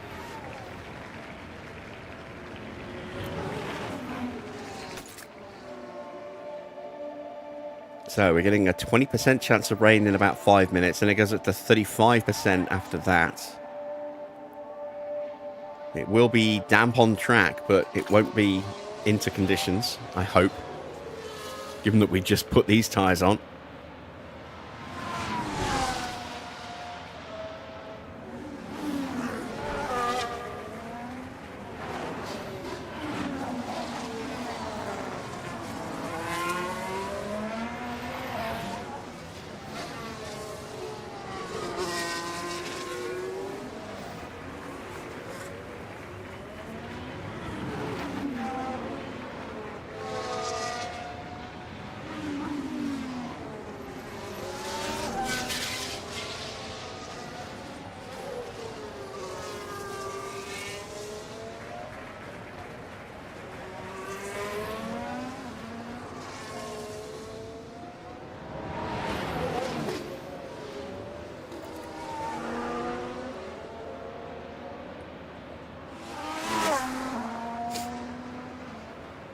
Gap is still coming down to just under 16 seconds. So if anyone does stop, we are definitely moving forward. The question is anyone else going to stop? We've got a few potentials. The guys are at 48% or lower. So Hulkenberg, Sargent, Magnussen, Zhou, they're all contenders for an early stop. We've got a few that aren't that much further ahead. Perez, Verstappen, Gasly, Russell, Hamilton. No such issues for Lando or Leclerc. Those guys are going to go to the rain.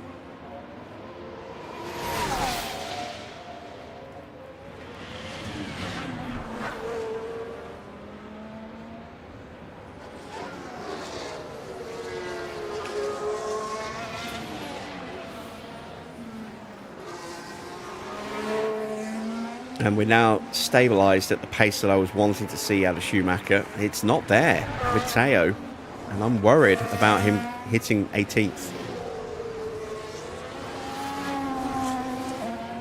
I'm not too worried about Mick, but I am worried about Teo.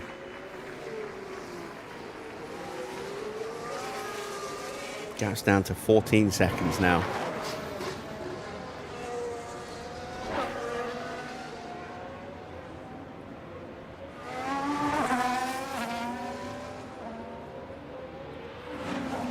If I thought I had a chance of getting points, I might have a crack at the fastest lap, but I don't think we have a chance, unfortunately. There we go, damp in 10 minutes. That's what we needed to see. So let's up our tyre wear. Head down now, try to get a good pace.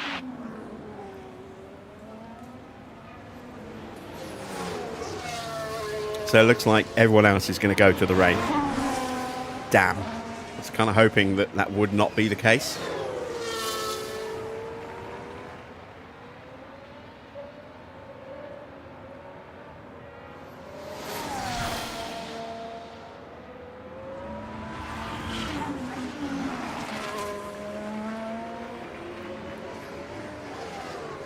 And Ocon has caught Teo.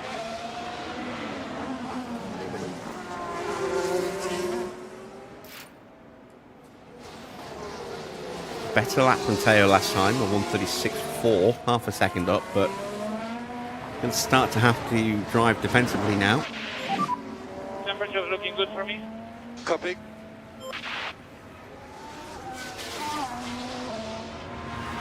With the rate we're closing in on Zhou and Co, there is a chance that we could actually maybe jump one or two of them before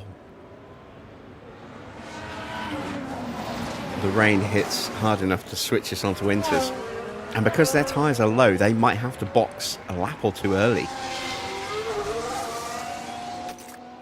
And it doesn't ever really look like the rain's going to be out of control, so the Inters are going to struggle temperature-wise in this Grand Prix. If we can really protect our Inters, we might be able to go through to the end. Whereas everyone else will probably have to stop.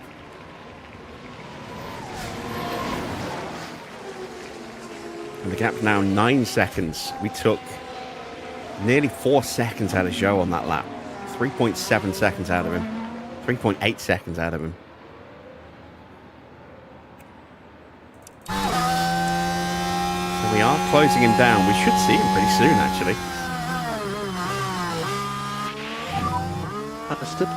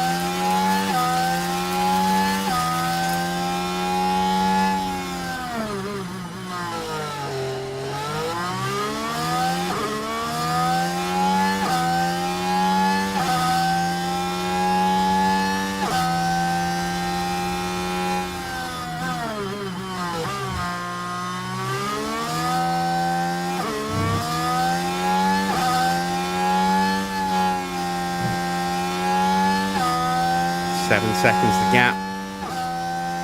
Just 2.2 seconds out of Joe that lap.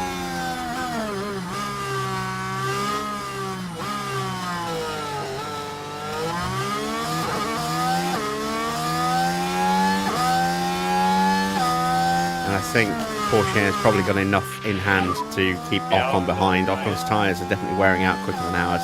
Good, it's okay.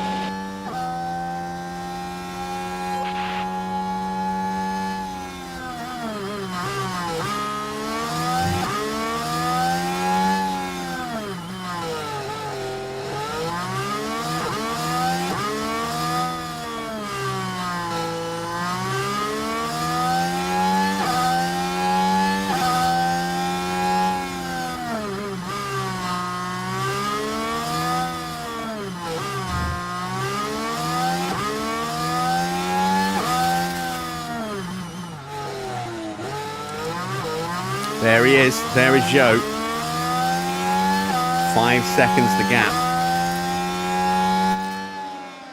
6 minutes until we are going to need to think about switching tyres. It is going to hit here, not here, as I thought looking at this this peak here.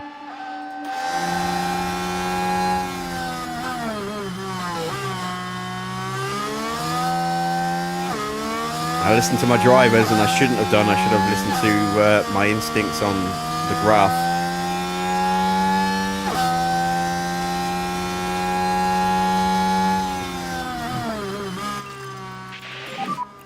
Big push now. Copy.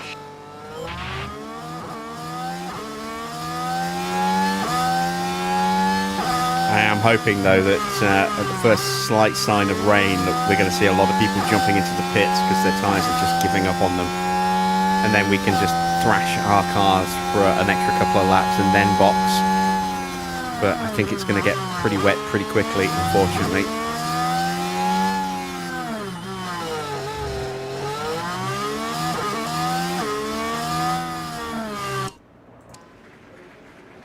Gap is now just 2 seconds.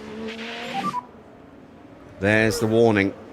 4 minutes away from medium rain.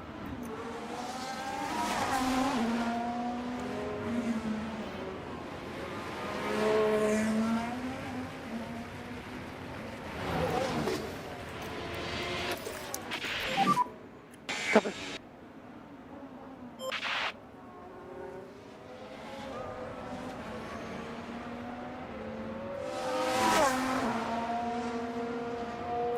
How easy is it going to be for us to get the overtake on the much healthier, faster compounder tyres? That is the question, considering how much we struggled on the softs trying to make our way through. But we've got so much more speed at the moment that we should be able to get through pretty quickly.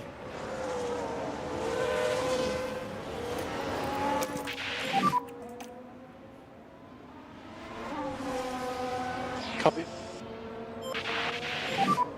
Copy.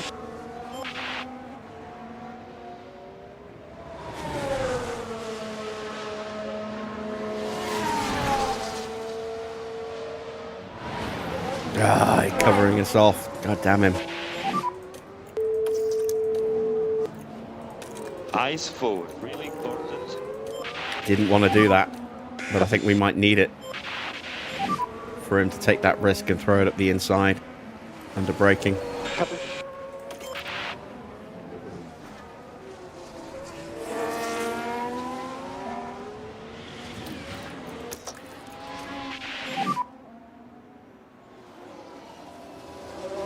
Right, so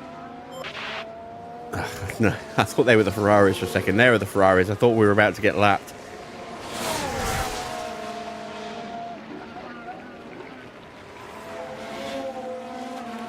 Come on, get the move done. We've got so much more pace than Joe.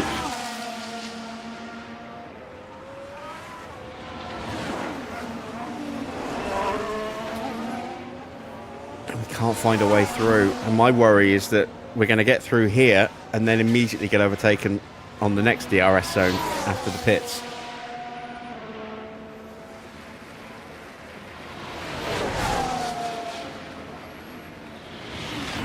All right, we're through. Batteries in deployment. Bravo, bravo. And that is some extra confidence for Schumacher, some much needed extra confidence. He is away. And Joe is no longer a threat. Porsche will be up next. Ocon develops a fault stuck in our dirty air. We overheated his car a little bit. There's a bit of a weird shift, 6 to 7. He has dropped away, look. The last corner. That might just be down to tyres. We're at 45% now, and we are absolutely thrashing ours at the moment. So that rain's getting closer and closer and closer. Can we make up any more places before it hits? Copy.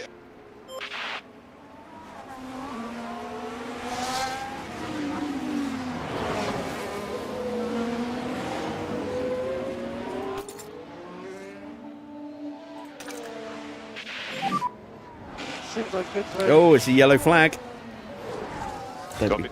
Don't be Teo. Please don't be Teo. Someone going a little wide. I'm going to box straight away, I think.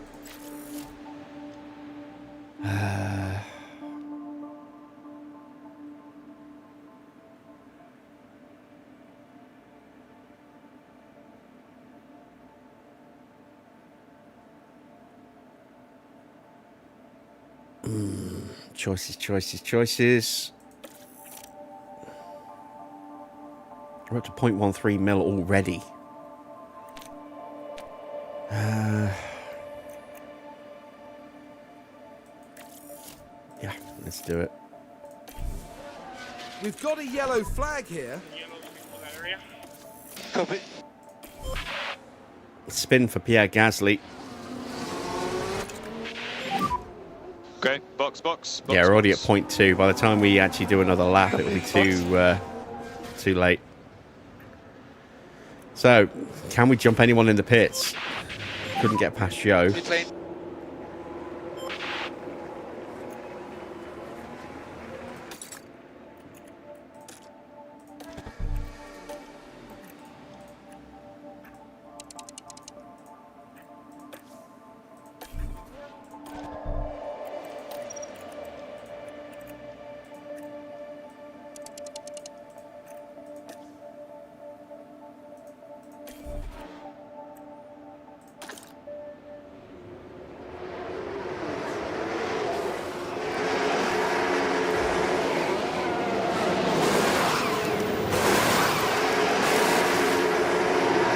.6 and we're held.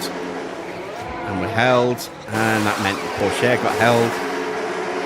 And now Ocon might jump us. And he does. That did not go to plan.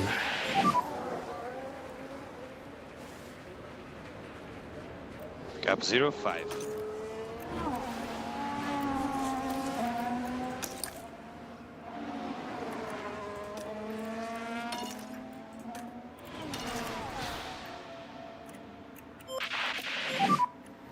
Understood. And we're stuck behind Joe again. Ah! Copy. But now you can see how wet it is. There's no way we would have been able to get round in time to make the most of our tyres.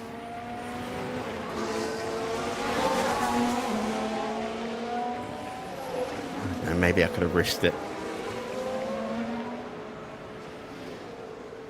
Split them up. Keep Mick out. Box Teo. Tires were good, mate. Copy.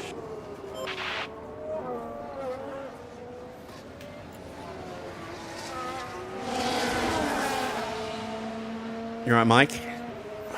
Slow car? Yes, it is not a particularly quick car, but it scored 8 points this season, which is more than Haas, Alpine, Williams, and Sauber. So we're still 7th.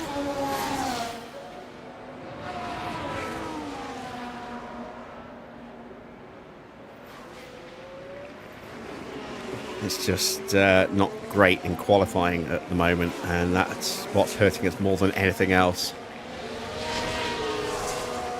We can usually find a bit of extra pace with clever, strategy and some good racecraft when the Grand Prix is active, but need to qualify better, especially on tracks like this when the realistic racing mod makes it so difficult to overtake.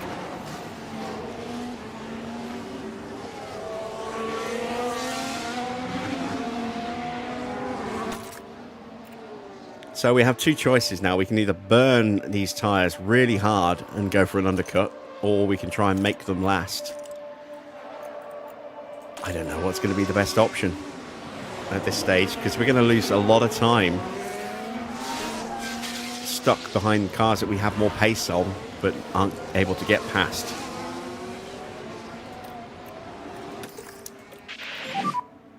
Copy. And then we're going to have a significant grip deficit to the cars that box.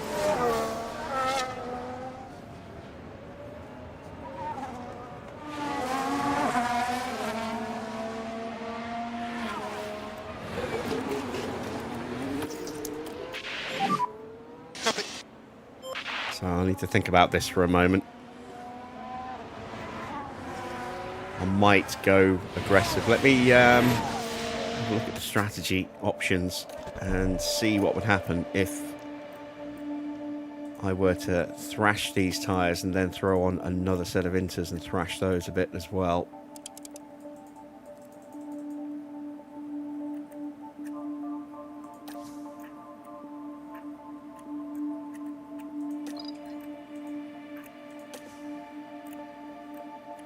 It's negligible.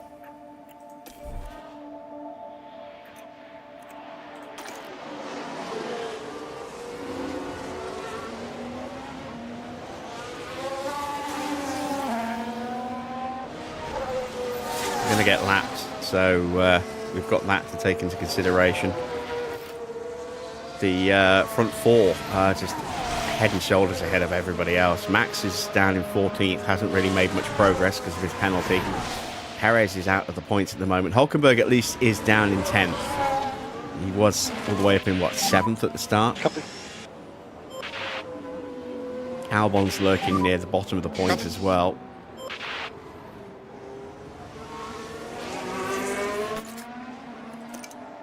It's going to dry up in a moment, and this is going to overheat people's tyres. That's why I'm also trying to make sure I've got full battery prepped and ready for when the DRS does kick in.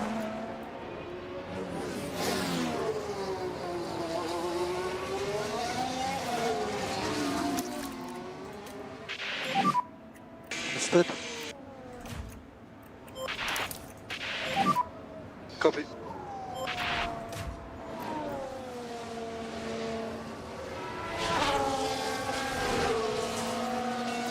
I think we're going to try and go to the flag. Remember the rear? Copy that.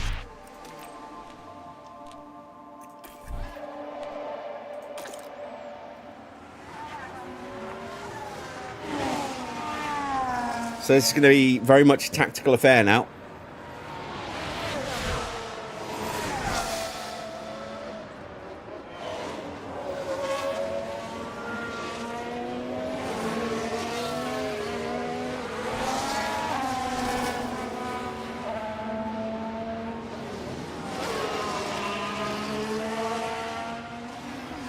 Mick will meet his target of 18th or higher. That I have no doubt about. I'm a little less sure about Teo.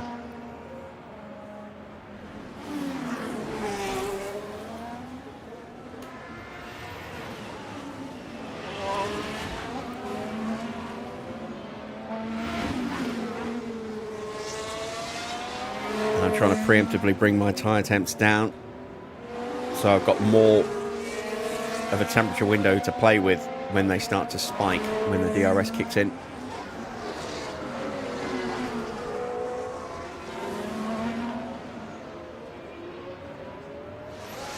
Oh, you're very late on that one there, Cats. You're very late on that one. We've already breezed through that question.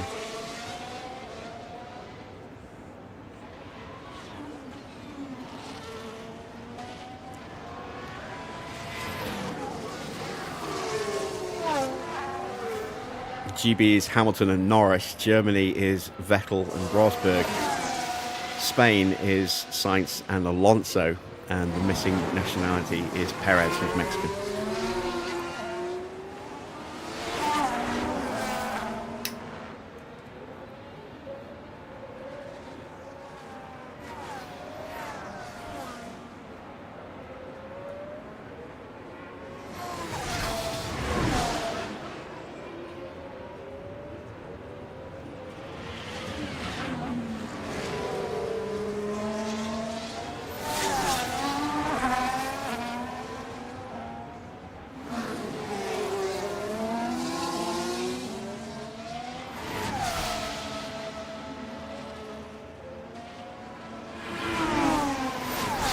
Right, we are just about where we need to be.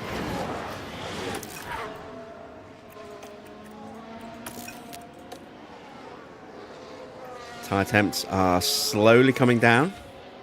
We are saving a little bit of wear over some of the cars around us.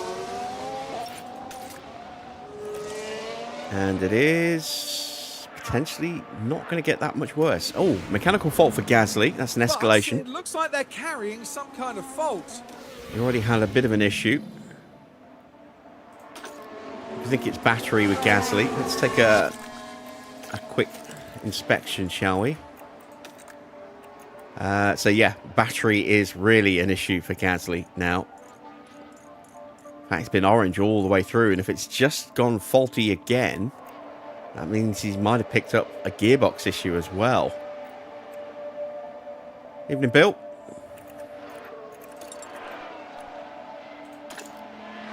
Let's see what Magnussen and Ocon's faults are. There is the Ferrari Charles Leclerc, who has got clear of Sainz by 7 seconds.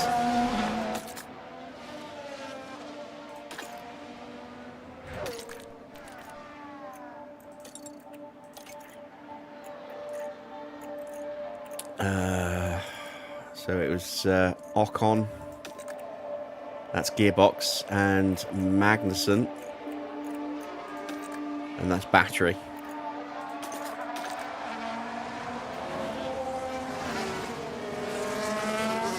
And we now need to think about trying to find a way through here. Let's wait for the Ferrari. We might be able to sneak our way through with the Ferrari. Copy, copy.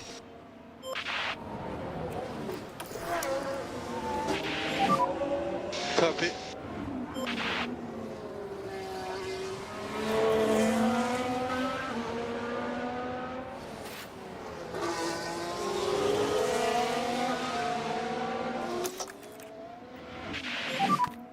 Copy. So get these tires back up to 10.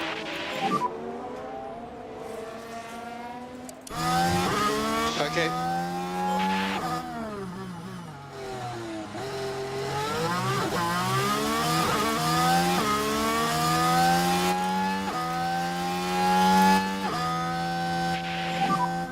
Get me now. Copy. Come on. Okay, copy, copy. Albon's got a fault now. Come on, under braking. Nope. Copy that. Ah, we are getting held up. Copy, copy.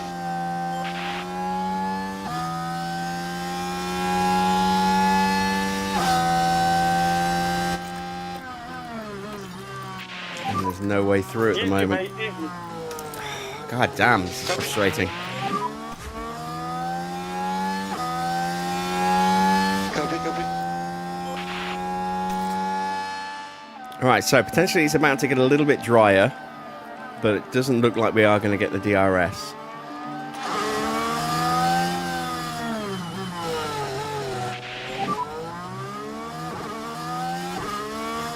Oh, yellow flag. And that is Ocon off. That's a VSC. Gap 1.4.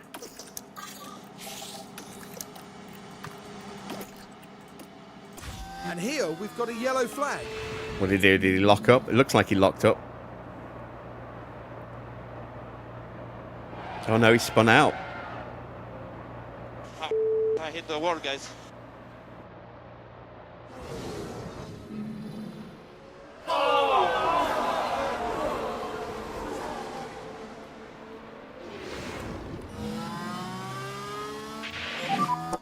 PSC. So 19th and 20th. For now, follow the Delta. Now it becomes a race of attrition. Can we just stay alive when everybody else retires? There's a good chance that Gasly might have some problems. Let's have another quick inspection, see if that other fault is his gearbox as well. It is. So his gearbox is now starting to play up. There's a big crash. Is he okay?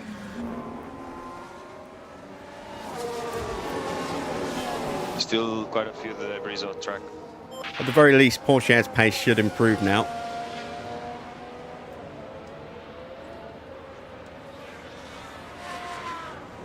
Now that he doesn't have Ocon blocking the way. And this will be interesting, actually, to see what kind of difference in pace there is between Mick, who's stuck behind Zhou, and Pourchaire in clear air. To see how much quicker Mick could be going if he wasn't being blocked by Zhou.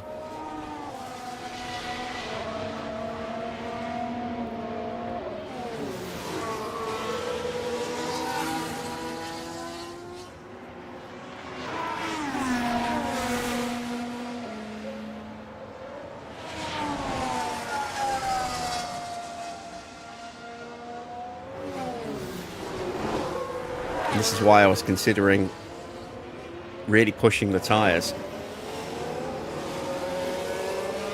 and doing an extra set of inters just to give us some extra oomph in trying to overtake someone. Nobody else is going to do that though. Everyone else is going to the flag. Tires are okay. Yeah, copy.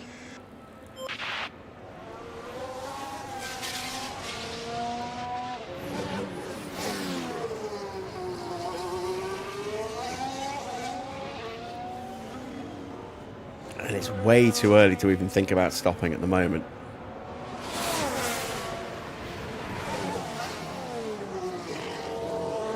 We're about nearly halfway through. In fact, we are halfway through this race. So, yeah, no one's stopping for tyre. I think if we take that gamble, it's not going to pay off.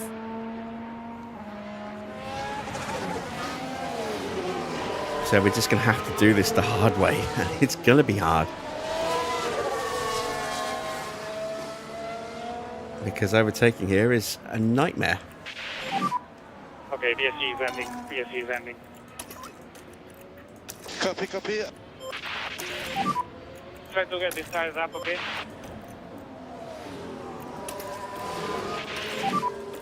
Copy. Okay.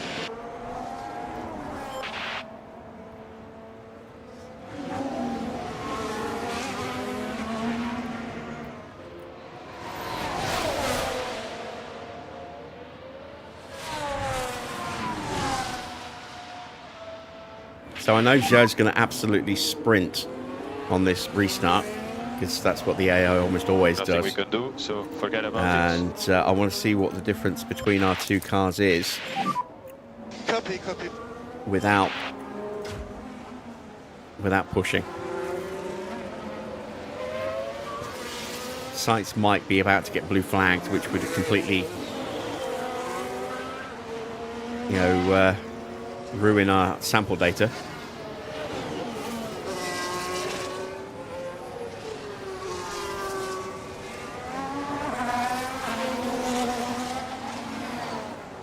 Invalidate, that's the word I was looking for.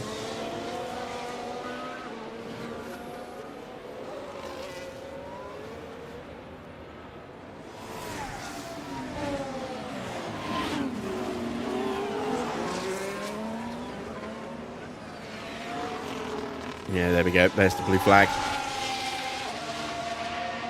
Didn't lose too much time though, which is good.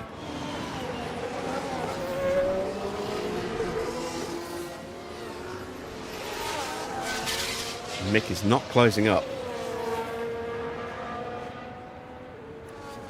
Not yet. He did a 143, 144.1, but with the lift and coast to let Sainz through. I have to watch out for Norris coming up on us. He's very quick as well. He's got clear of Oscar now.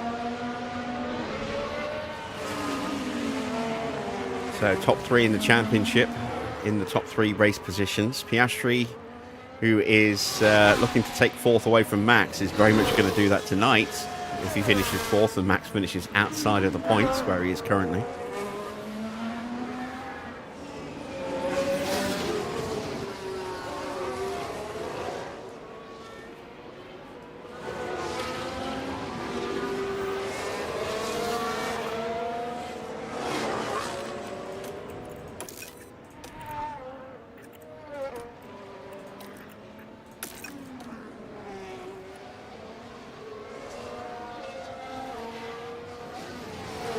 And looks like we're going to have another invalidated lap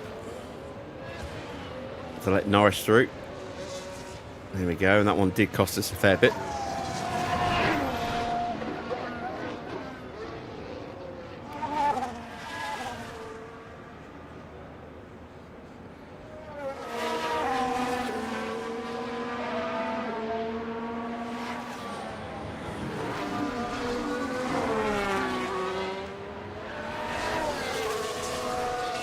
I just got this image of Farah bursting through the door. A little play on Team America.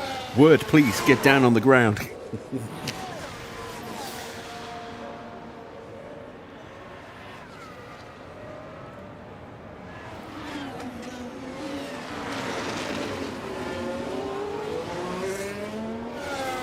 Right, so Schumacher's dropped away, which means he has been blue flagged for Leclerc. There is Leclerc. Yeah, copy. Push both my drivers now. Copy.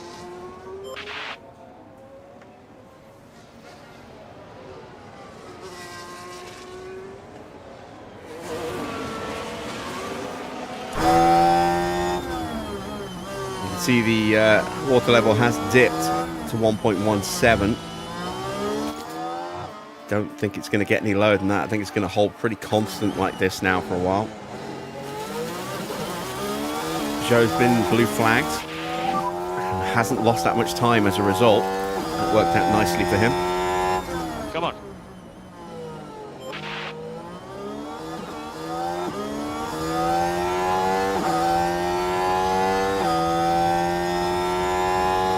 And I'm starting to think we are going to spend this race at the mercy of retirements if we want to move forward at all. I just don't see where any pace is going to come from. The dirty air effect is just so strong here that we can't even get close, let alone get past.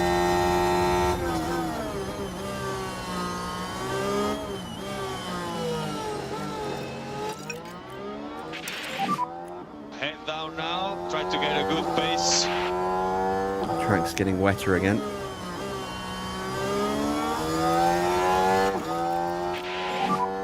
I need to overpush it. Copy. My best effort now with Teo is just to seriously protect those tyres and hope for Nice forward. Come on. a nice tyre delta later on.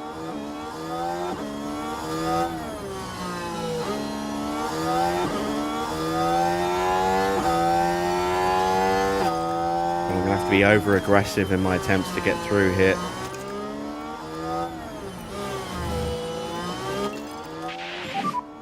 Come on. Let's go get him.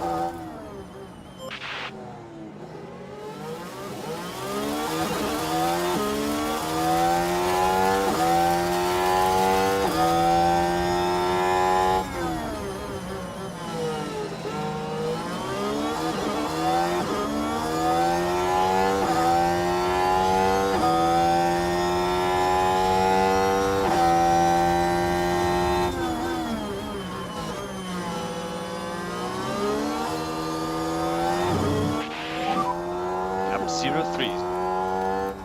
Focus ahead, come on.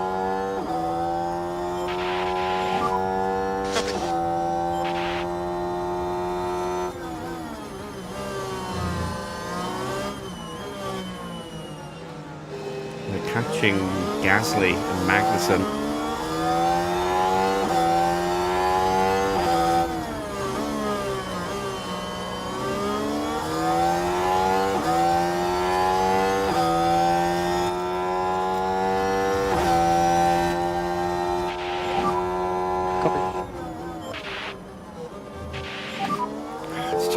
way through. It's coming to us. Cool down. Cool down.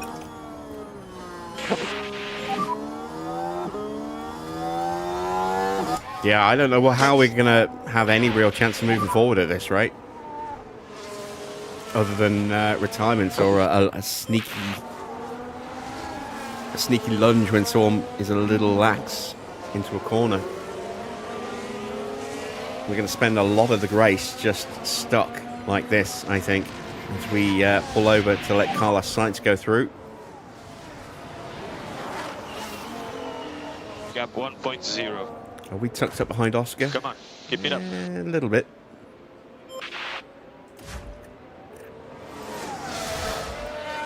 Long way until Sonoda hits us, so no issues there.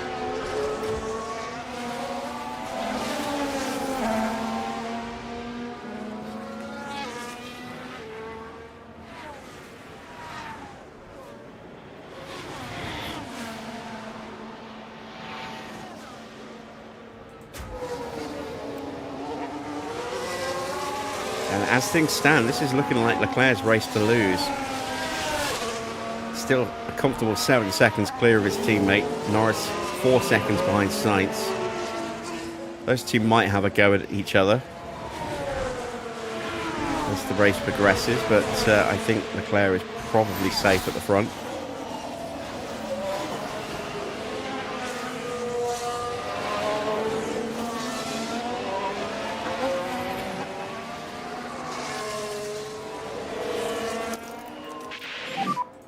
Copy.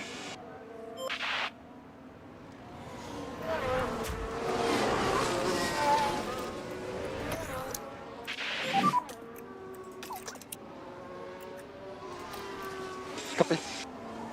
Thought about pushing hard to try and get on Joe, but don't really have enough battery for that, and I've got Norris about to get me as well.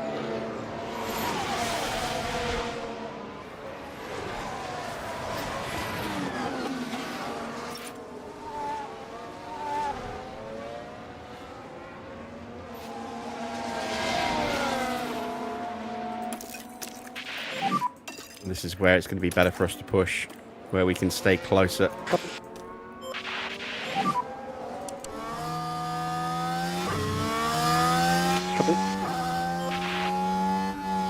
Just hope that we can get it done before we run out of battery. I don't think we can.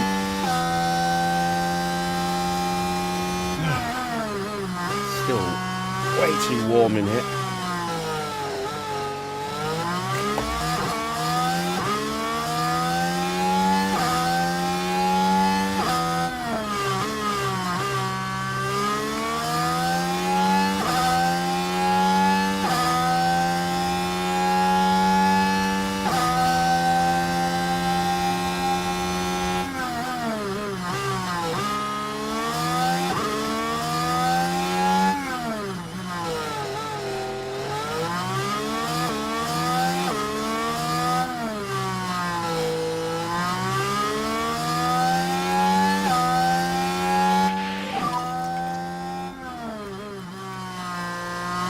We got in striking distance. 1.1.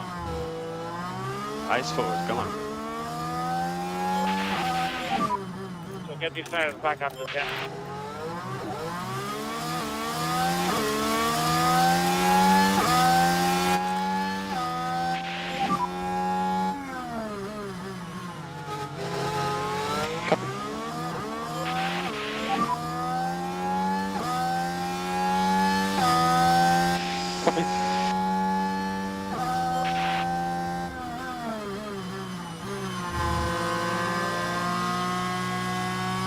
Yeah, I think I'll be doing the same, Farah, except for the sitting outside with the cat thing.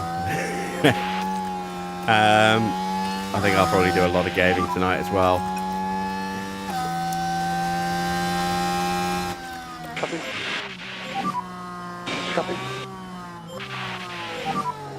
Copy. Right, where's Piastri? There he is.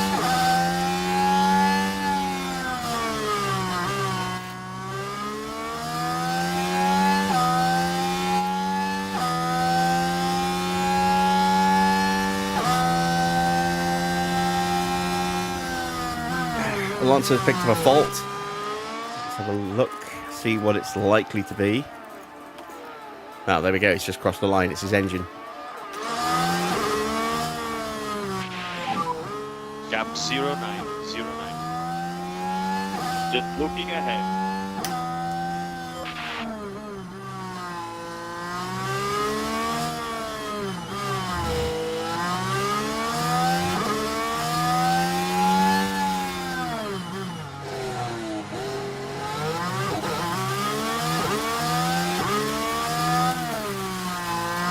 Goes Oscar.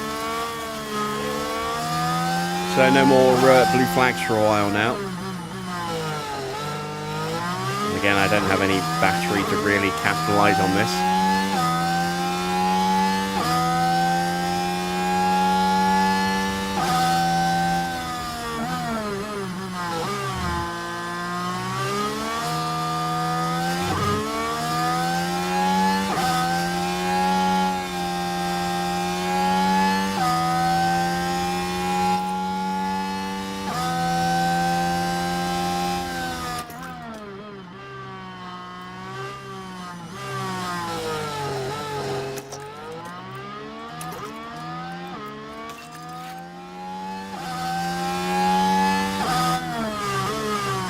Get a good enough exit here. Close the gap. I don't think I can. Copy. No, I can't. Oh my god. It's just got no pace in the dirty air. It's killing us. Copy. Understood. Copy.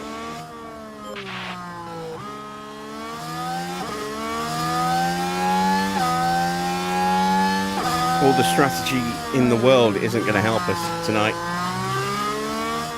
We're completely at the mercy of retirements. Magnussen's fault was escalated. Well, yeah, right. It certainly looks like they've developed a fault.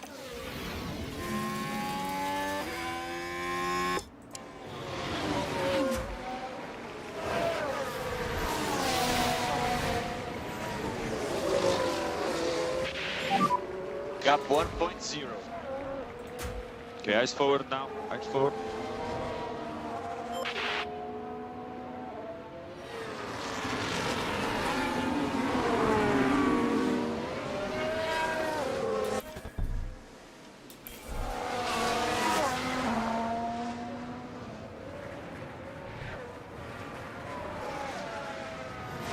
Looking for something suitable for a thumbnail.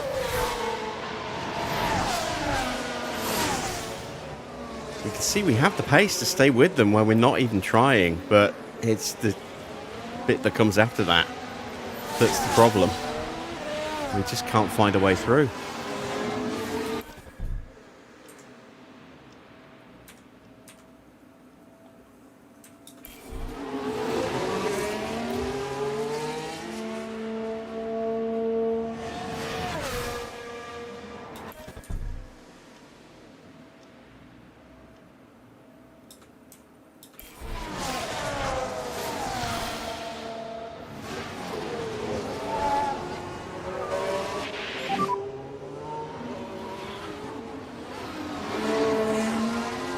Focus ahead.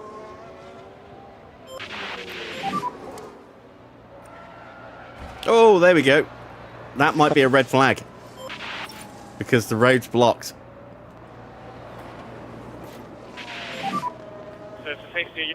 That's going to be a red flag. Now we're down at turn 9. Oh, that'll be a costly crash as the car makes contact with the wall. Now their confidence will have taken a hit with that.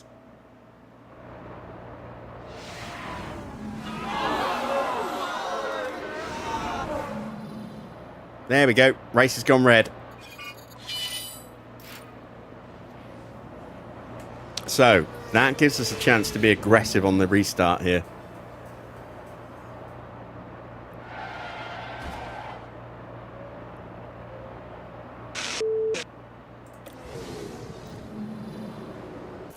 Everyone's going to put a brand new set of tyres on now.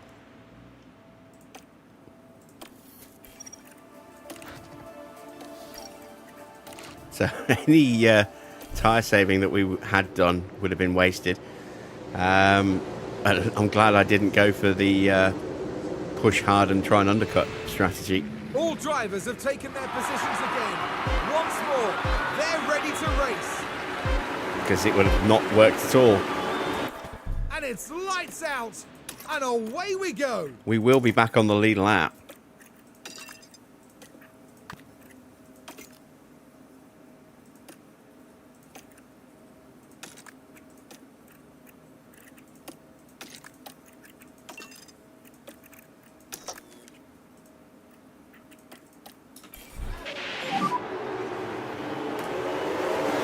Can we jump anyone off the start? Try to keep going.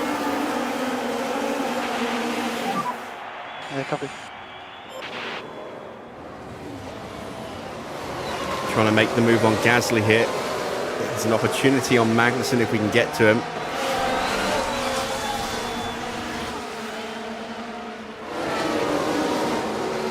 Oh, God. Just backed out of it completely there. Try to keep going. Copy.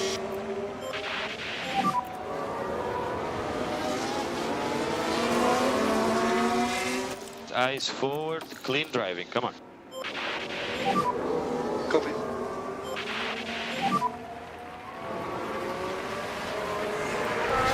Okay, copy, copy.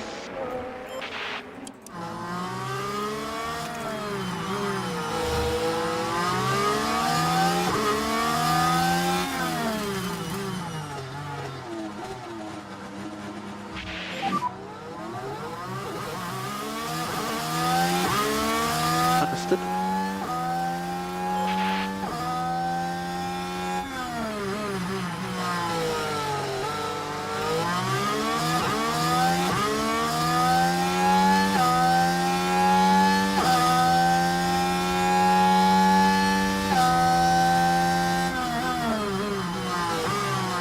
But yeah, going back to your point, Farah, I was up till like 6:37 this morning, doing a bit of gaming and then a little bit of editing.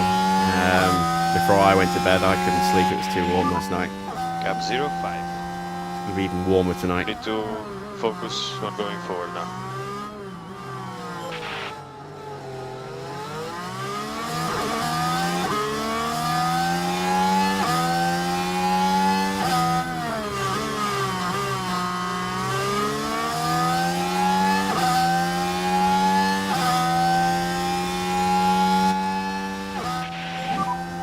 Okay.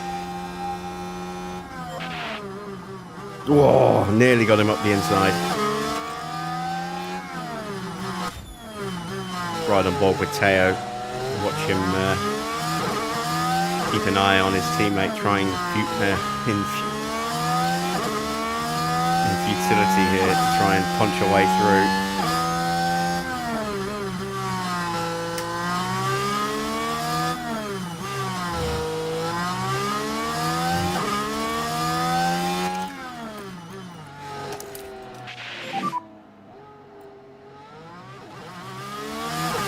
Copy, copy.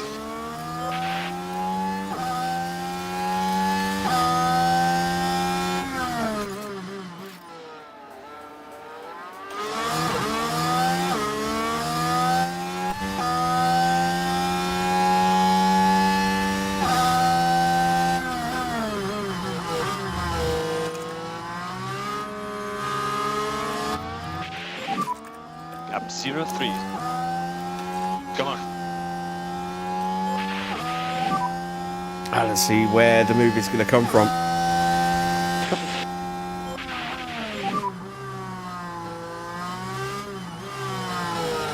Copy.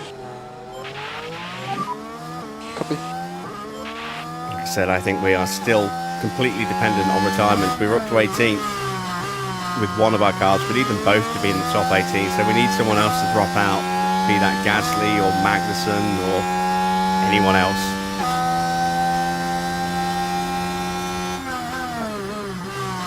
We have more pace in this, we just can't overtake. So it doesn't matter how much pace we've got if we can't use it. Don't go crazy in the rear. Copy, copy.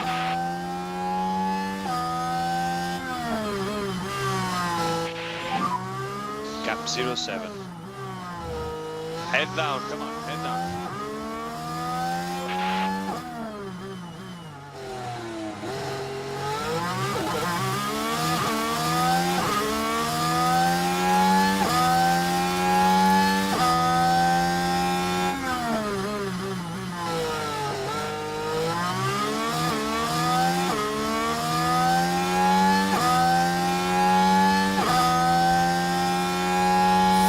Laps to go. This has been the most frustrating race of the season by far.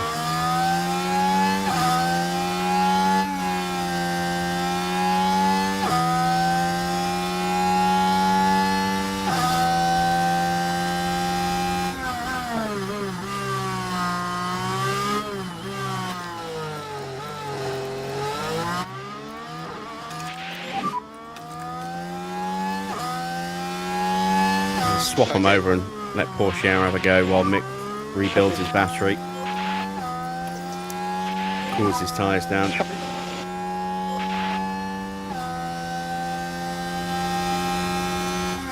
Gasly is isolated.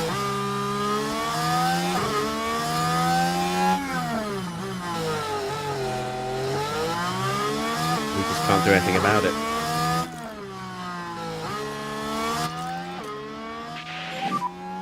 Good pace.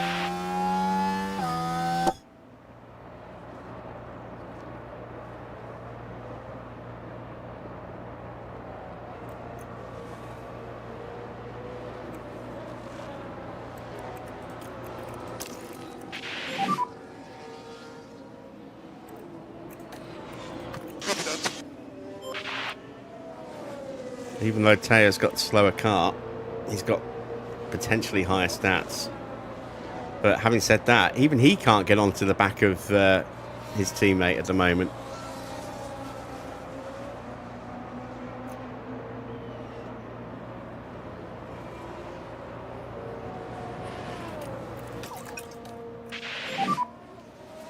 He can't even get close, look.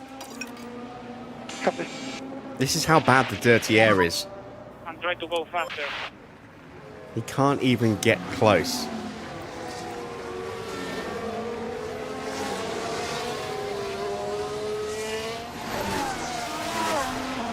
This is why we can't overtake.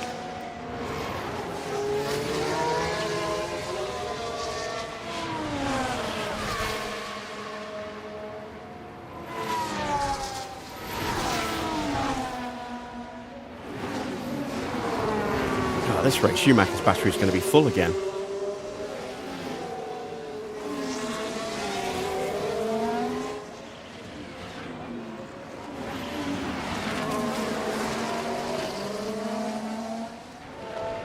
There we go. Finally.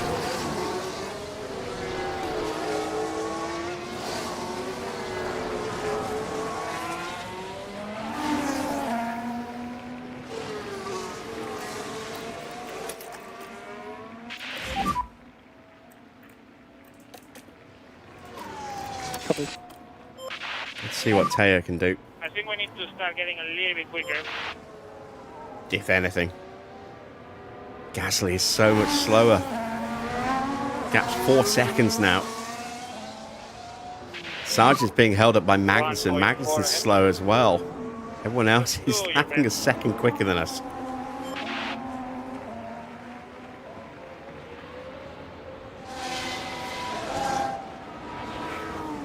I can't even get within the 1 second. This is ridiculous. Copy, copy.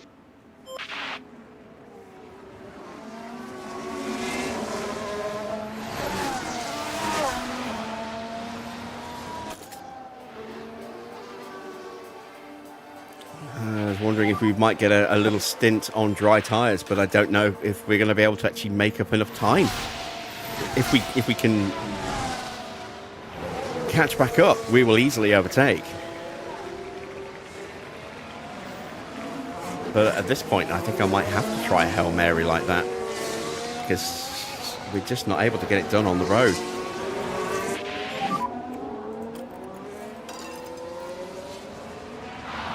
It's a safety car.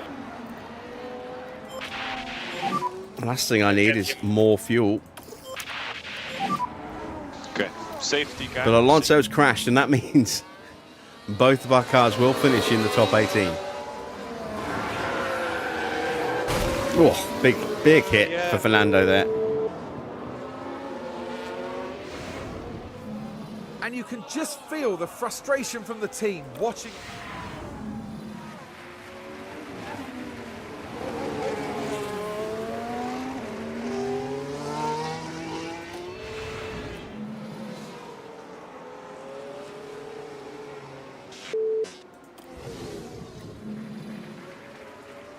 Very succinctly put there. Short and sweet and straight to the point.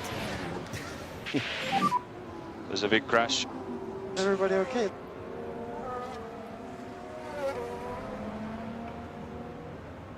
Just watch out.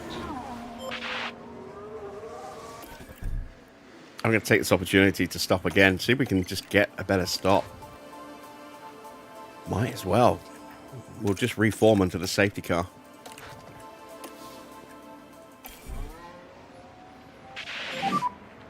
Box. Copy for box. It will give us a very, very slight tyre wear advantage over the field as well. PT.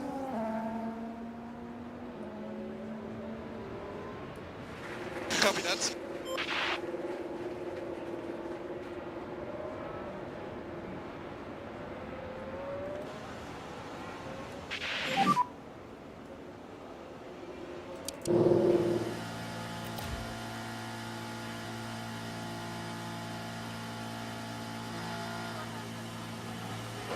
Laps after this. 2.7. 2.4.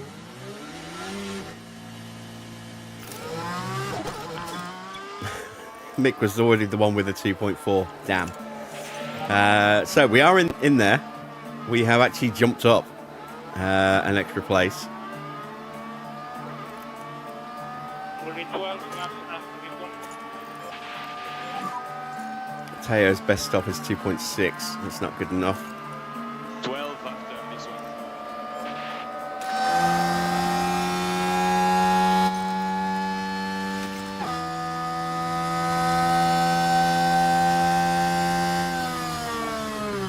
Look at the safety car's going to come in this lap.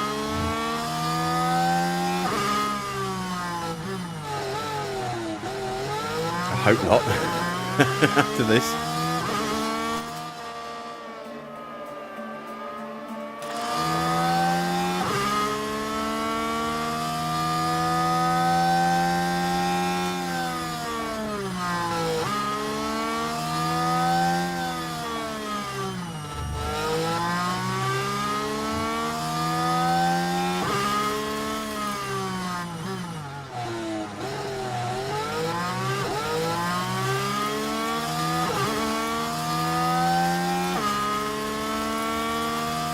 It is staying out. That'll give us time to get back on the queue.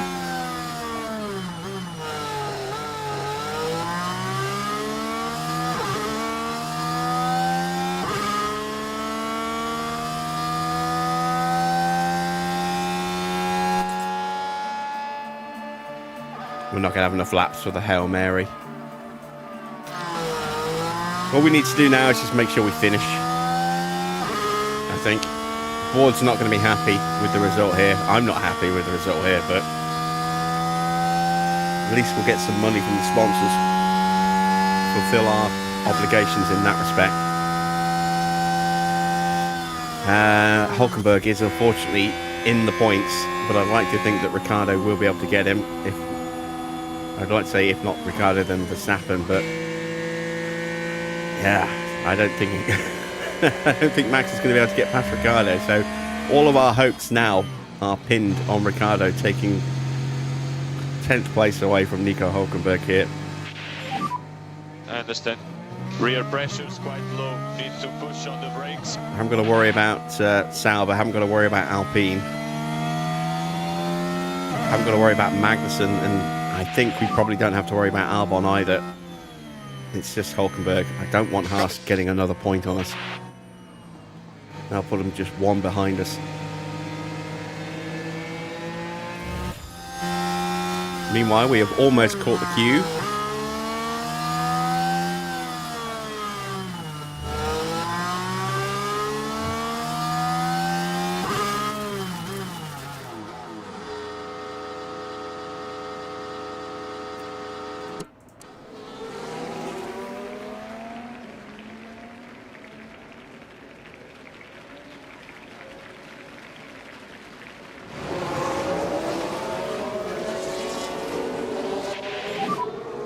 That's not too bad, actually.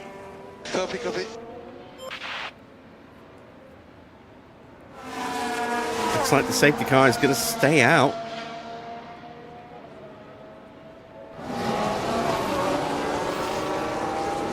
And Leclerc has got in front of Sainz. Now that is going to shake things up a little bit in the standings. Would have been better for Leclerc to have Sainz in second, Norris in third. There's a chance Norris could go on and win this now if he can get the jump on Charles Leclerc here on the restart. There's a chance for us to maybe get the jump on Gasly on the restart, maybe even Sargent. If we can get past Gasly, we've got a nice, healthy extra amount of tyres, so we can just hammer our tyres to the end. That's a big if, though.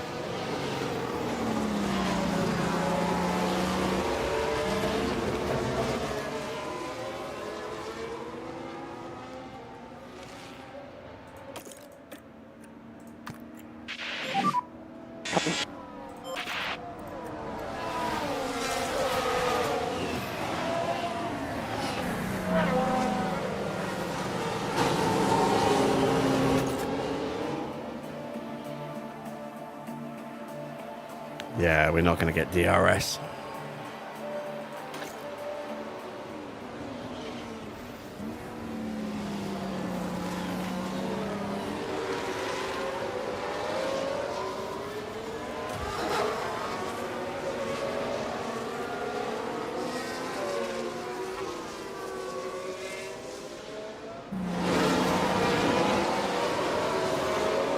Six kilos overfueled. It's a disaster.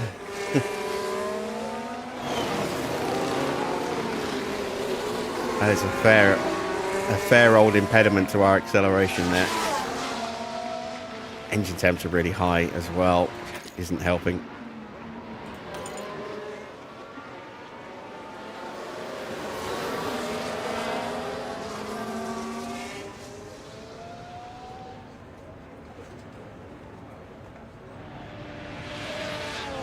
Right, is this the lap that the safety car comes in?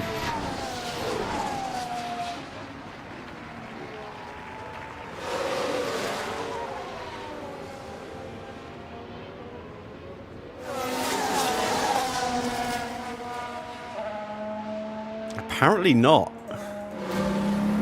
Wow, it's staying out another lap. And now I'm starting to wonder if it is worth taking that gamble. If the safety car keeps out like this is crazy. I could have stopped Teo again and handled the crash of getting him some pit stop points. Should have done.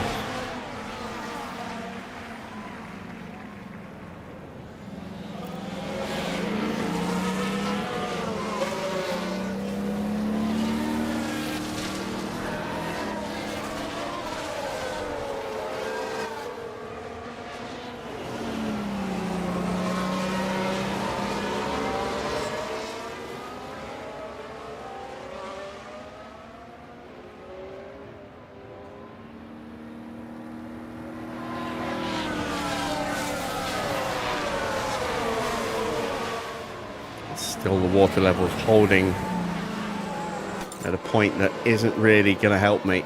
It is going to drop into very, very low territory according to that, but not according to this. And with moderate rain about to hit in 6 minutes. That's this. And then it's going to go cloudy after that, dry. Big part of me does want to just take that gamble, throw on a set of soft tyres on Teo.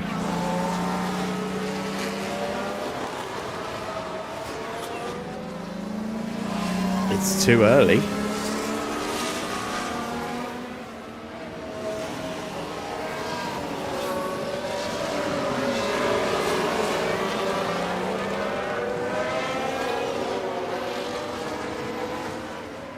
Is this the lap that the safety car comes in? Or are we going to continually just drive around? There we go. Safety car is finally coming in. Safety car in this lap. Let's get ready for the restart. Copy.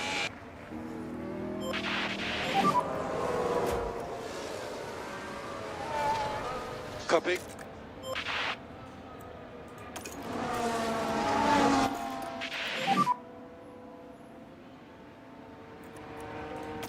Copy.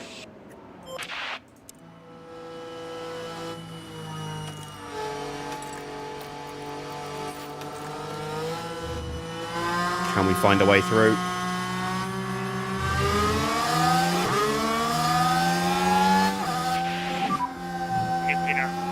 Copy, copy.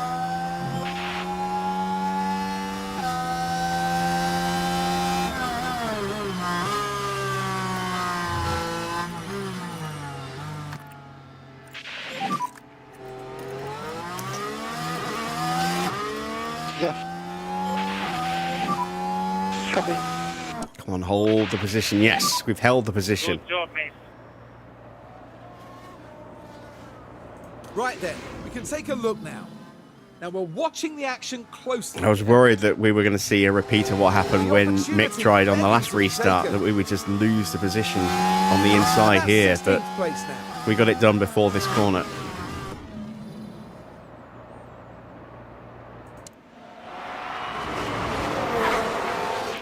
And that's up the inside there as well. Lovely stuff. Let's get Mick driving in clean air as well. Seems to be working. Now we're up amongst cars that we have got a tyre advantage on. Maybe we can yet rescue something.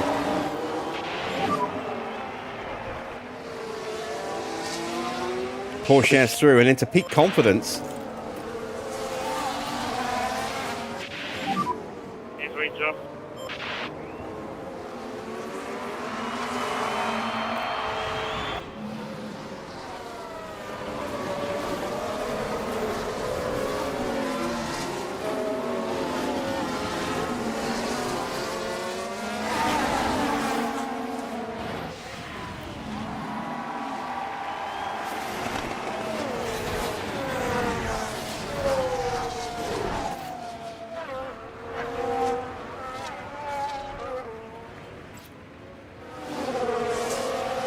This has been a much more successful restart this time round.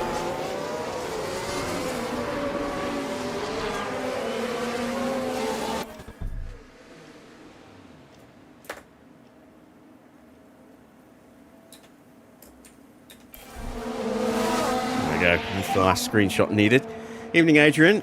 You're on just in time for a grandstand finish. You're looking strong out there, mate. Kind of.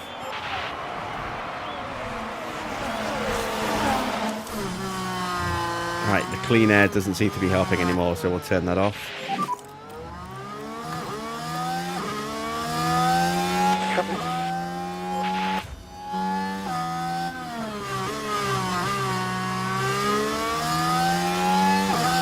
Oh, that's a fault escalation for Albon. But the car's definitely not happy. Surely some kind of fault.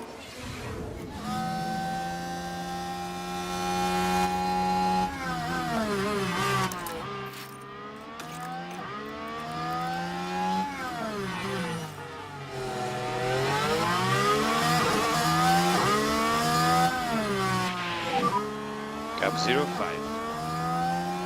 Head down, eyes forward. Copy.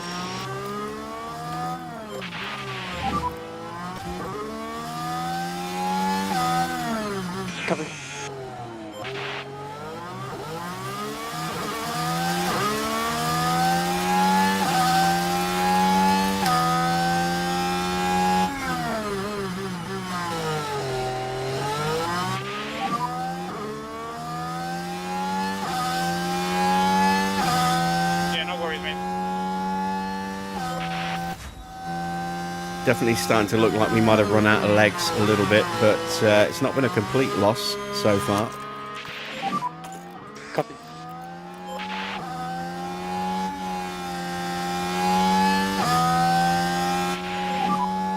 Six laps after this.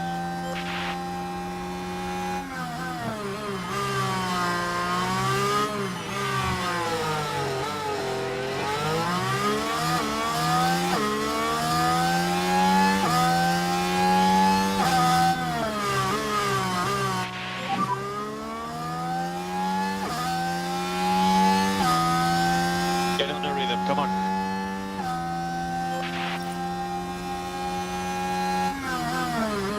Way through, and that's a fault for Max. Looks like Hulkenberg is on for a potential point here.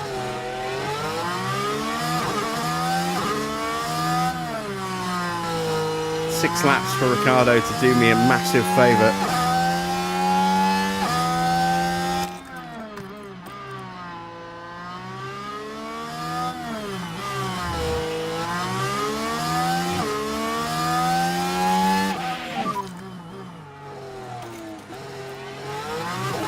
Copy.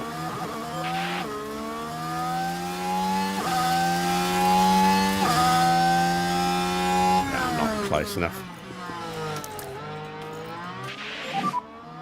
Yeah. Let's turn our attention to Teo.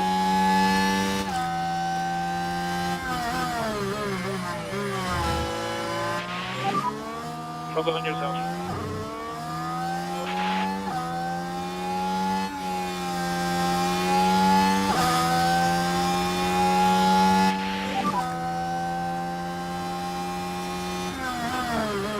Yeah, copy. Thought we might get him under braking for a second then. Copy. 5 laps to go. Copy, copy. Copy.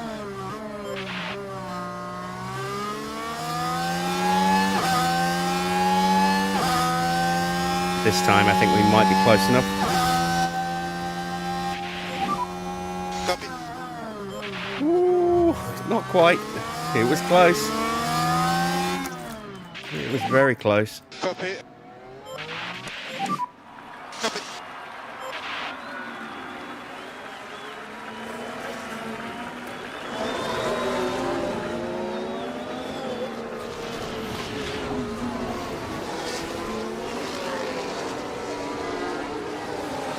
Once again, we're stuck in that annoying situation of having the pace, but not being able to make the overtake. Ricciardo is not making any forward movement on Hulkenberg.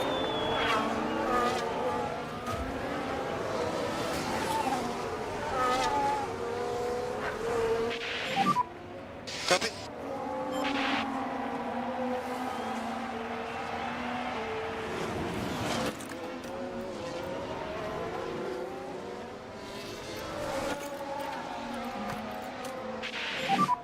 Copy.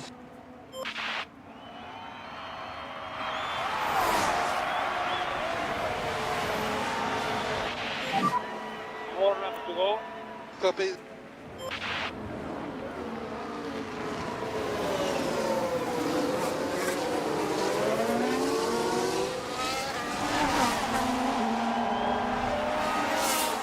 Just goes to show the importance of us having a much better car next year, doesn't it? If we want to achieve anything substantial. Okay.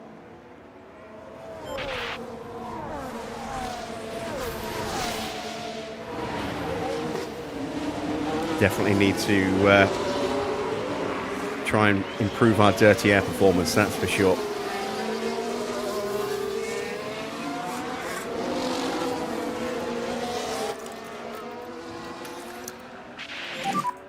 Copy. Copy.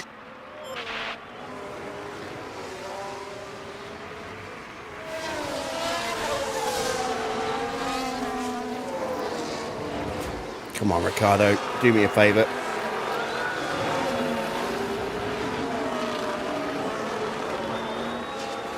Yeah, look at that. We never even got close to dries. We're in that sweep down, but now it's not going to be low enough, and even if it was, Come on. not enough time.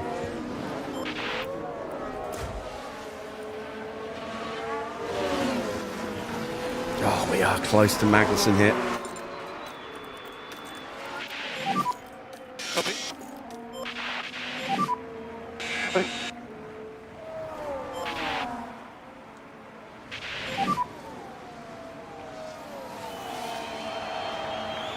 Copy. 3 laps to go. Rain has stopped.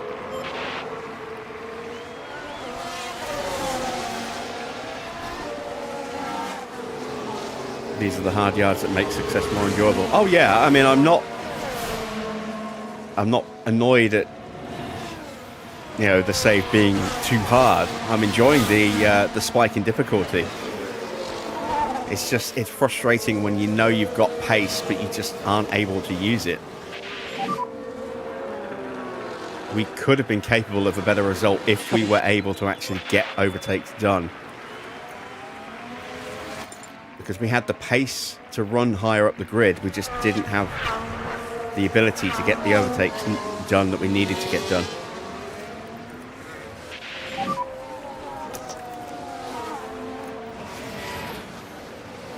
Stay focused. Copy, copy.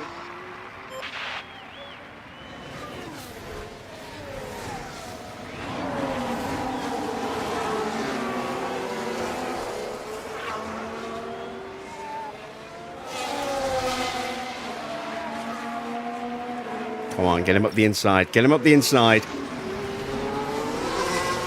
There we go.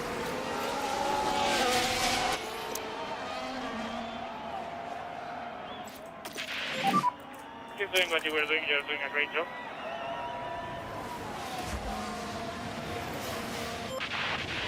Can we do the same with Mick?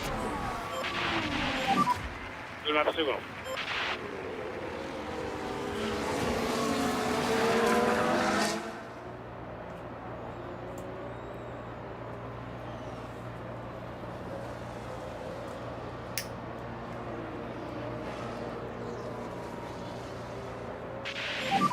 Looks like the end of the lap is our best opportunity for overtaking.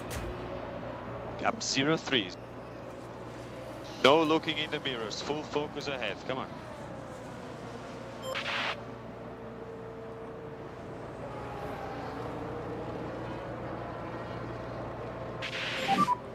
Don't worry about that now.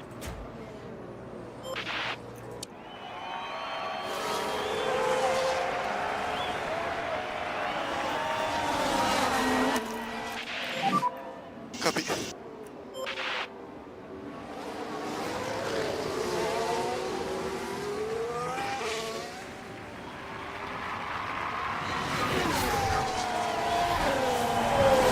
This is our best opportunity to overtake. Copy. This is where we've actually been able to pull an overtake off. Just not enough battery left.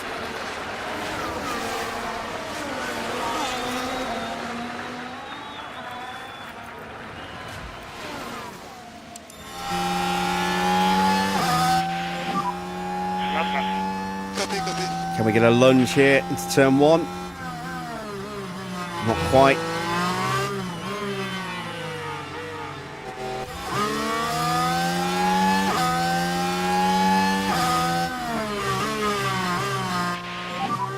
In 2 seconds now. In a long race. Head down.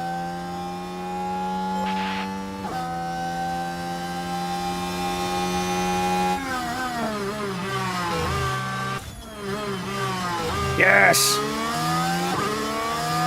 Now hold off, Sergeant. We've got much more grip on our tyres. There we go. Gap 07. Let's go. Come on. Eyes forward. Come on. So this is what happened. And it was Mick Schumacher involved. Finally got a little bit of positive action here at the end of the Grand Prix. There's still a chance we can get Magnussen as well. I don't know if I'm going to get past Albon. I just don't have any battery left. That's the big issue. I know, man. Just keep it cool.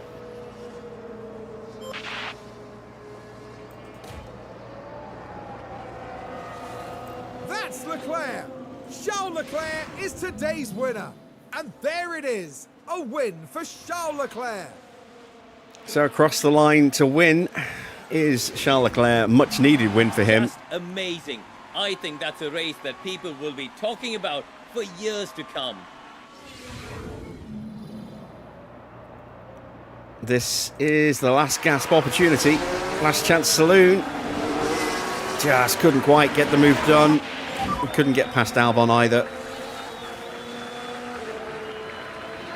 Eyes forward always, eyes forward. And it is 14th and 16th in the end. We did finally manage to make a little bit of progress, but it took way too long for us to get into a position where we could. And had it not been for stopping again on this, under that safety car, we wouldn't have had that opportunity. So 7th place at the end of it is what it is. And some points for the team. Out and onto the podium steps Charles Leclerc, the driver from Monaco, really deserving of that top 3 spot. 6 wins now in this season, they're not flagging. A mighty impressive victory. And you've got to think that Singapore will be buzzing now for many hours to come. This is turning into one of the most even-handed championships in terms of the drivers we've had in a long time. 6 wins apiece for Norris and Leclerc. I can't remember if Sainz is on 5 or 6. I think he must still be on 5. How do you think they'll be feeling in the team garage at the end of that?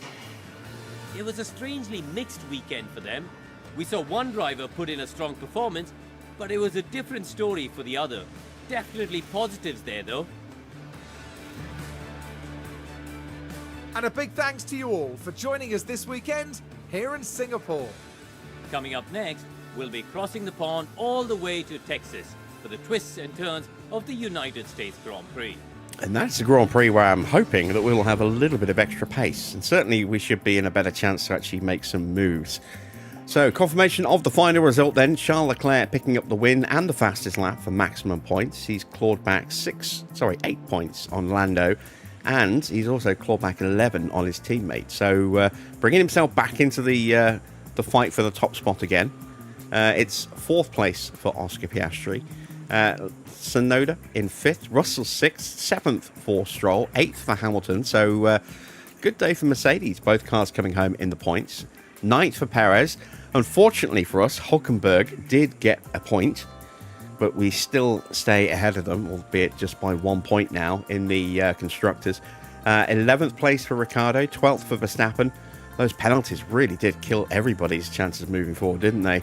13th for Albon, 14th and 15th for Magnussen and Pourchaire in the other way round. Both drivers up 6 places. Schumacher starting and finishing 16th in the end. Not bad, I suppose. Sargent down 4 places. 18th for Gasly. 4 retirements, which is the only reason I think that we managed to get both cars home in the top 18. And that's Alonso, who smashed his car up in the barriers, as did Zhou, which actually brought out a red flag when he blocked traffic. Ocon and Valtteri also having little moments, locking up and retiring in the barriers. In the drivers' standings, Lando Norris on 6 wins now sits on 358 points. Sainz has 5 wins. In second on 334. He's lost 3 more points to Lando, so the gap now sits at 24 points. Leclerc, though, just 7 behind his teammate now after that win. 6th win of the season for him. Oscar Piastri breezes past Max Verstappen. He's now 7 points ahead of him and into 4th spot. Yuki Tsunoda trying to consolidate 6th place. He's 4 points ahead of George. Outscored him by 2 today. Sergio Perez gets his first points in a little while. He's up to 86 ahead of Daniel Ricciardo, who finished outside the points. Just unable to move forward at all in the traffic. Lance Stroll in 10th place. Then it's Hamilton in 11th on 37 points. Alonso on 27 points. Hülkenberg now up to 7 points, 4 points apiece for Schumacher and Pourchaire. Albon has 2, Valtteri has 1, and then the non-scorers of Gasly, Ocon, Sargent, Magnussen, and Zhou. In the constructor standings, 41 points for Ferrari puts them on to 661. They are now 93 points clear of McLaren. Big old gap there. Red Bull, a long way back on 289 points. Only picked up 2 points today. RB have got back into closing them down again. Took another 8 points out of them. At this rate, they won't catch him, but if they can just start scoring a few more points again, it's not impossible that it'll certainly be close by the end of the season, I think. Fifth place for Mercedes on 137 points. Aston have 84 points now. We still have 8 points. We're in 7th, 1 point ahead of Haas now. Williams are 6 points further back from us. They're in 9th on 2 points. Sauber have 1 point. Alpine yet to get off the mark. And in the pit stop challenge, we managed to wrangle 6th place in the end. So 8 much needed points for us there. Points for Red Bull, with Max taking the quickest stop. Alpine getting 2nd and 10th. Big points for them. George taking 3rd place for Mercedes. Aston get 4th and 8th. Williams get 5th and 9th. RB getting 7th. No Ferrari, no McLaren in that top 10 there. No Sauber either. Or Haas, for that matter. So, in the standings, Red Bull have gone top again. Ahead of McLaren by 25 points. They were tied at the end of the last round. Now there is that 25-point gap. Ferrari in 3rd on 273 points, starting to lose touch a little bit. Another pointless weekend for them has seen them drop 73 points behind Red Bull with 6 rounds to go. Alpine move up into 4th place on 169 points now, 1 ahead of Aston Martin. Mercedes in 6th on 158, RB on 146. Still very much up for grabs for any of these teams to take 4th place. Williams have 97. We are up to 66 points. We've opened up an 8-point gap over Sauber, and Haas remain on 16 at the bottom. And they see those stops, 2.4 second stops. It's a shame we couldn't have them on both cars, but we'll take the points as they come. More importantly, we did get the money that we needed. Both drivers getting into the top 18, so that is 904,000 added to our bank balance. Let's head back to HQ and get prepped for the next Grand Prix.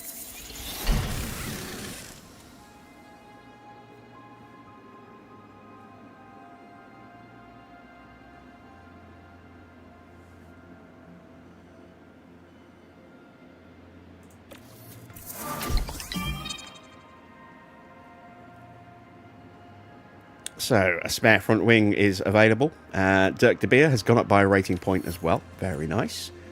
Something purple in our inbox. That's never potentially a good thing. There we go. The factory's on fire. God damn it. Shit. That's really not good. That's really, really not good. Underfloor has failed. We do have replacements. That's okay. The rear wing failed. We have a replacement there, so we're okay there. Chassis are wearing out. And now I can't build anything else. Damn. Damn. Alright, we are 10 days away from being able to build the new chassis. And this is the problem, is that we're now 14 days away from actually being able to build those chassis, not 10 days, because we've got to wait for this one to finish before the other one can be started. The suspensions, we can get started pretty much around the same time. We're shutting down for, 10 days, I think, aren't we?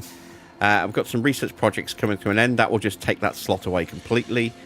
And then we've got to wait for these two to finish, and then we'll get one slot back. Right. Let's check in with the board. I'm not expecting great things here. Oh, they were happy. Wow. They were actually happy with that.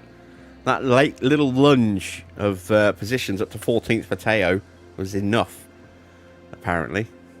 That's good. So we're still in high confidence with the board. That's worth an extra 1.5 mil at the end of the year if we can keep them in high confidence. We are still 2 places above our season objective of 9th, in 7th. 3 points finishes this season so far. Unlikely to get any more, but you never know. Let's take a look at our facilities. So the wind tunnel is getting very close to wearing out. That's going to be expensive refurbing.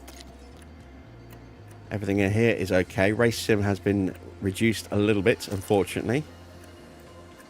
The weather center is going to need a refurb soon, and so is the tour center. We've got 1 mil in the bank and no way of spending it at the moment, so let's advance time. There we go. The side pod project is done, but we do not have a slot available. We won't have one until both of these projects clear. So let's continue to advance time to the end of the month, so we can get some pit crew training sorted out, getting a little bit of extra cash from the board as well. Pedro goes up by a point. Aurelian goes up by a point.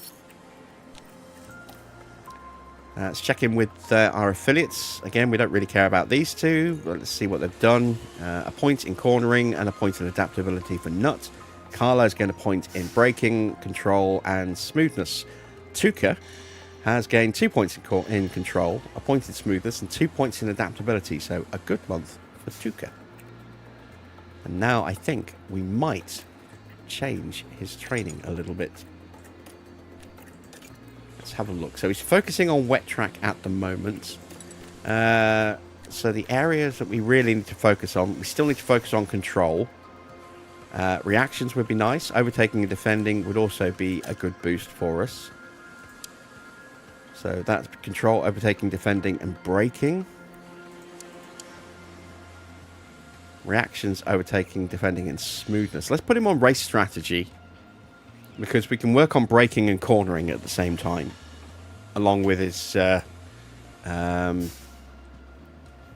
accuracy as well. So yeah, we'll go with this, because it's always good to improve the smoothness while they're in a very, very high training rate. Let's take a look at our main drivers. Mick has gained 2 points in cornering and a point in braking and a point in adaptability. So pretty good month for Mick. 2 points in braking, 2 points in control. Thank you. For Teo, a point in overtaking and a point in defending as well. So a really good month for Teo. That's nice. Bit of money from the board. We're up to 2.1 mil. Let's take a look at the summary on the rest of the grid. Red Bull have got a flawed suspension design, and now they're working on on a new chassis. Not where they'd like to be. Tough. McLaren having a good season. They are having a very strong season. Second in the constructors. Lando is leading the Drivers' World Championship. Oscar now up into 4th place. So, yeah, it's been a very good year for McLaren. Monthly car report is always a disappointing read. So, I try to avoid reading those. Let's clear everything out and get our training in. So, we should have 0 or close to 0 fatigue here. That's good. It means we can go heavy on gym training at the start of the month, while the fatigue stays nice and low.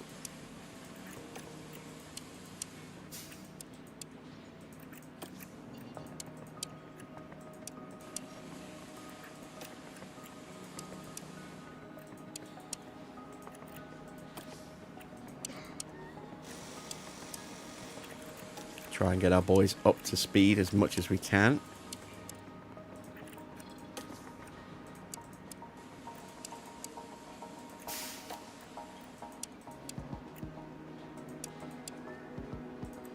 Give them the Thursday off, and then we're going to go into some split training.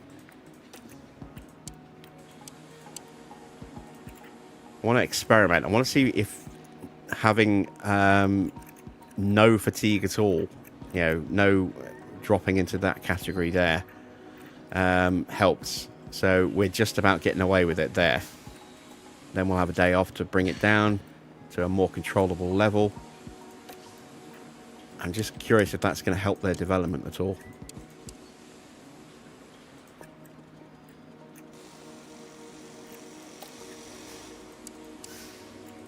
We've got time for a day and a half of training, I think.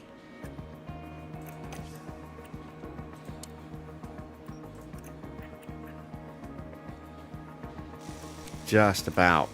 I can get away with that.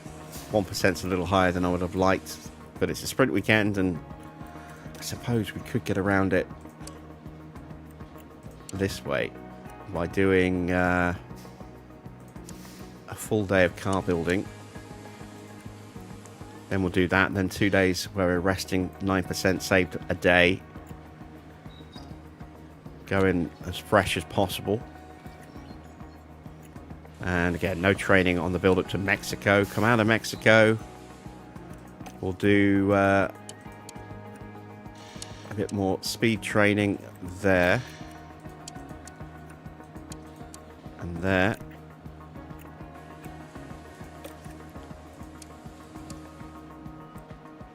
That's too much. I know I can see where this is going. So let's go with split training instead of full speed training.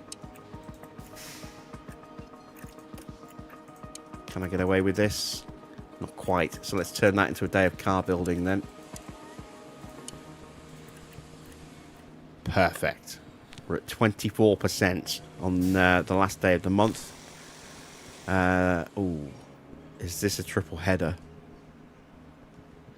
I think this is a triple header because I think we go to Brazil after this. So in that case, yeah, we actually need to clear this out completely.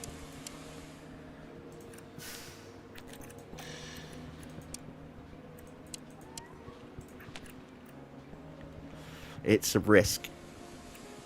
I mean, theoretically, we should go in with 0 fatigue or 1% fatigue, but it is a big risk. We'll take this little gamble here. We'll do a day of car building. We'll give them time off, and then that way, just in case something has gone a bit screwy, we're not carrying much into Brazil. But ideally, we will be okay. So that will bring our estimated pit stop time down by another 300ths. Boost our car building by a percentage point and keep our chances of mistakes about where it was at 11%, 12%.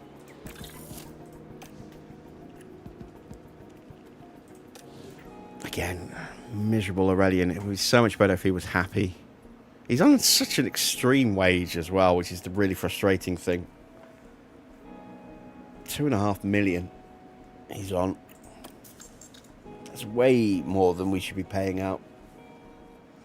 More than double, ideally. Right, 17 days to go to Austin. We've got 2 slots free now, but we can't manufacture anything just yet. Oh, no, we can. There we go. So we can start to build those new suspensions. Got to go one more day because that's why it's still showing emergency.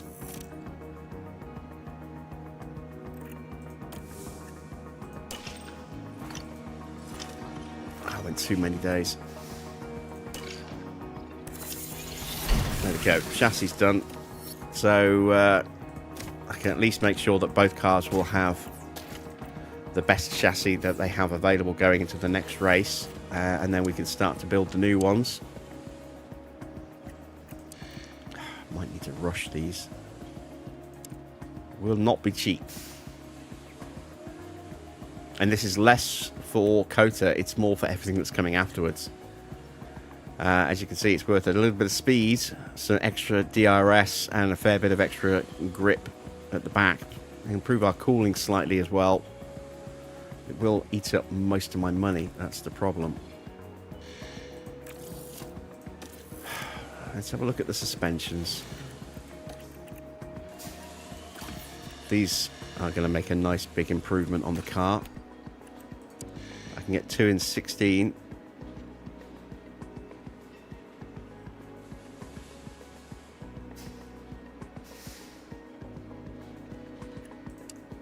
If I rush, I can get them both on the car for COTA. And that might be a smarter move. Let's do that.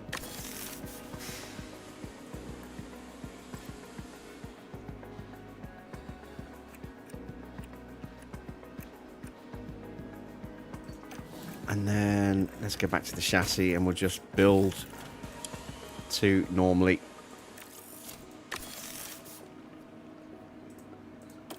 There we go.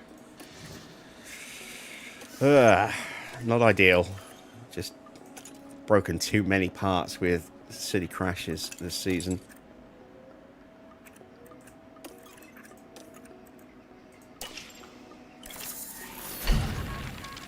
There we go. Underfloor research is done. What we're going to do now is we're going to save.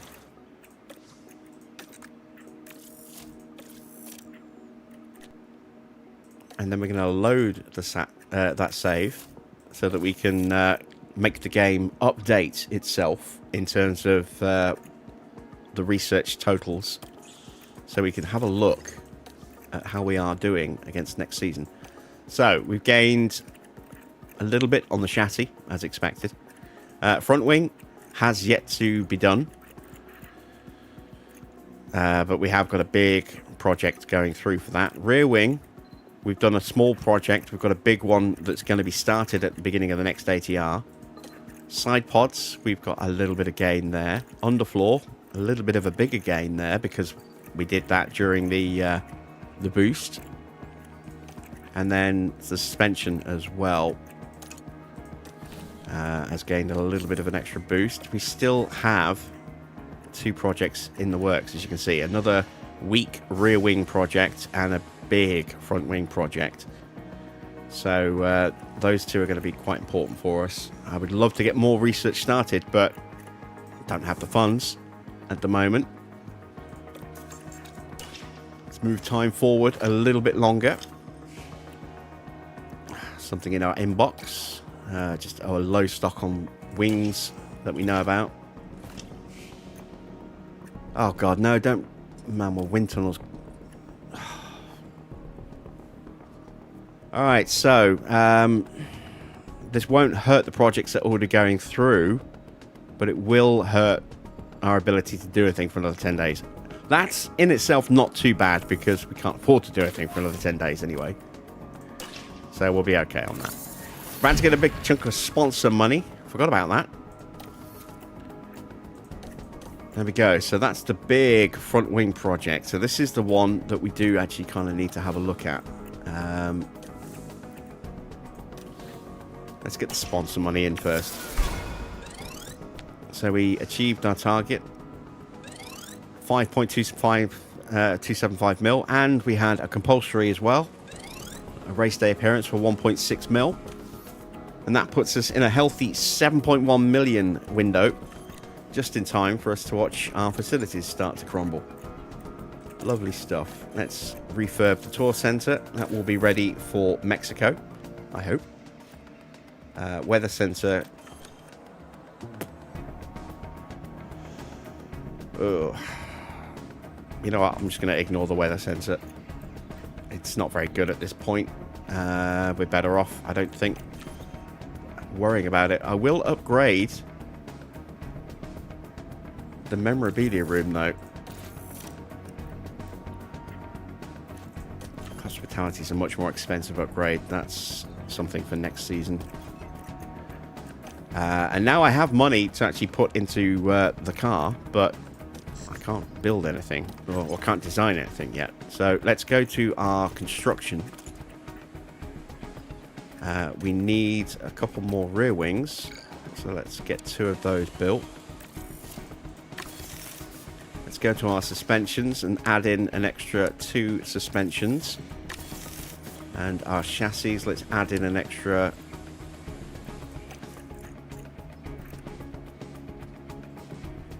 1. So that we have a spare on the new ones.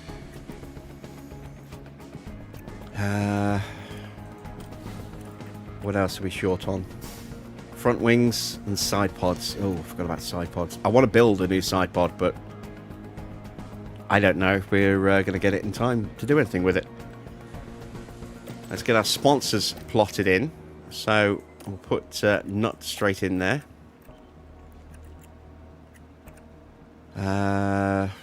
Put the factory in. We'll put in 2 extra engineers. We just need to find a little bit now. Let's send the scouts off as well. That will give us the coverage. No mandatory activities this month, So just the 5.28. It's gone up slightly thanks to our sponsor boosting helipad, but not by much. And we should achieve that a little bit more comfortably than predicted, because in a few days' time we will have a completed upgrade on our memorabilia room, which will boost our team's marketability up by another 10 points and should make that a little easier to achieve, I think, theoretically. Let's cut costs on engineers a little bit.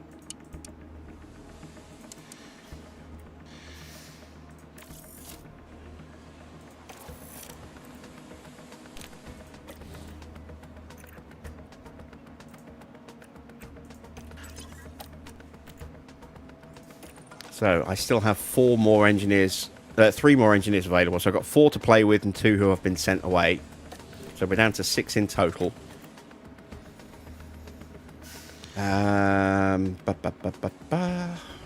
Is there anything else I can get done?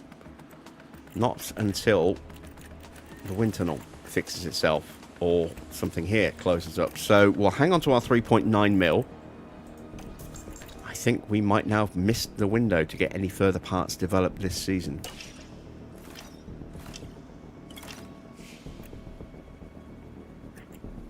And there we go. We are kind of in a good window, ready for the next Grand Prix. Let's take a look at the weather forecast. This is tomorrow's race, sprint weekend. So we'll have sprint quali here and some very, very heavy rain on the Friday. It'll be dry for the sprints and then main quali on the Saturday, and then pretty toasty warm on race day. That's going to be a big issue for tyres. So, I've got to decide what tyres we send back. I think we'll just send back soft tyres on the Friday, so that we have 2 sets of hard tyres for race day. That might be the way for us to go. But that is a question for tomorrow's gym. So, there we go. End of today's stream. I hope you've enjoyed it. If you have, then a thumbs up would be much appreciated. If you're not yet subscribed, then why not consider subscribing to the channel as well? And be sure to hit that bell for notifications on upcoming videos and live streams. We will be back at the usual time of 8 PM tomorrow for our sprint weekend in Austin. There'll be another episode of American Truck Simulator, hopefully tomorrow. I haven't recorded it yet. I didn't want to overly tax my computer, but I might do that at like 4 in the morning when it's a little bit cooler. And then there'll be another episode of Construction Sim on Wednesday and Friday and Saturday. And then Monday, those episodes are already uploaded and ready to go. And then something else soon as well. I can now actually show you what I wanted to show you, because I have figured out how to do that. So bear with me.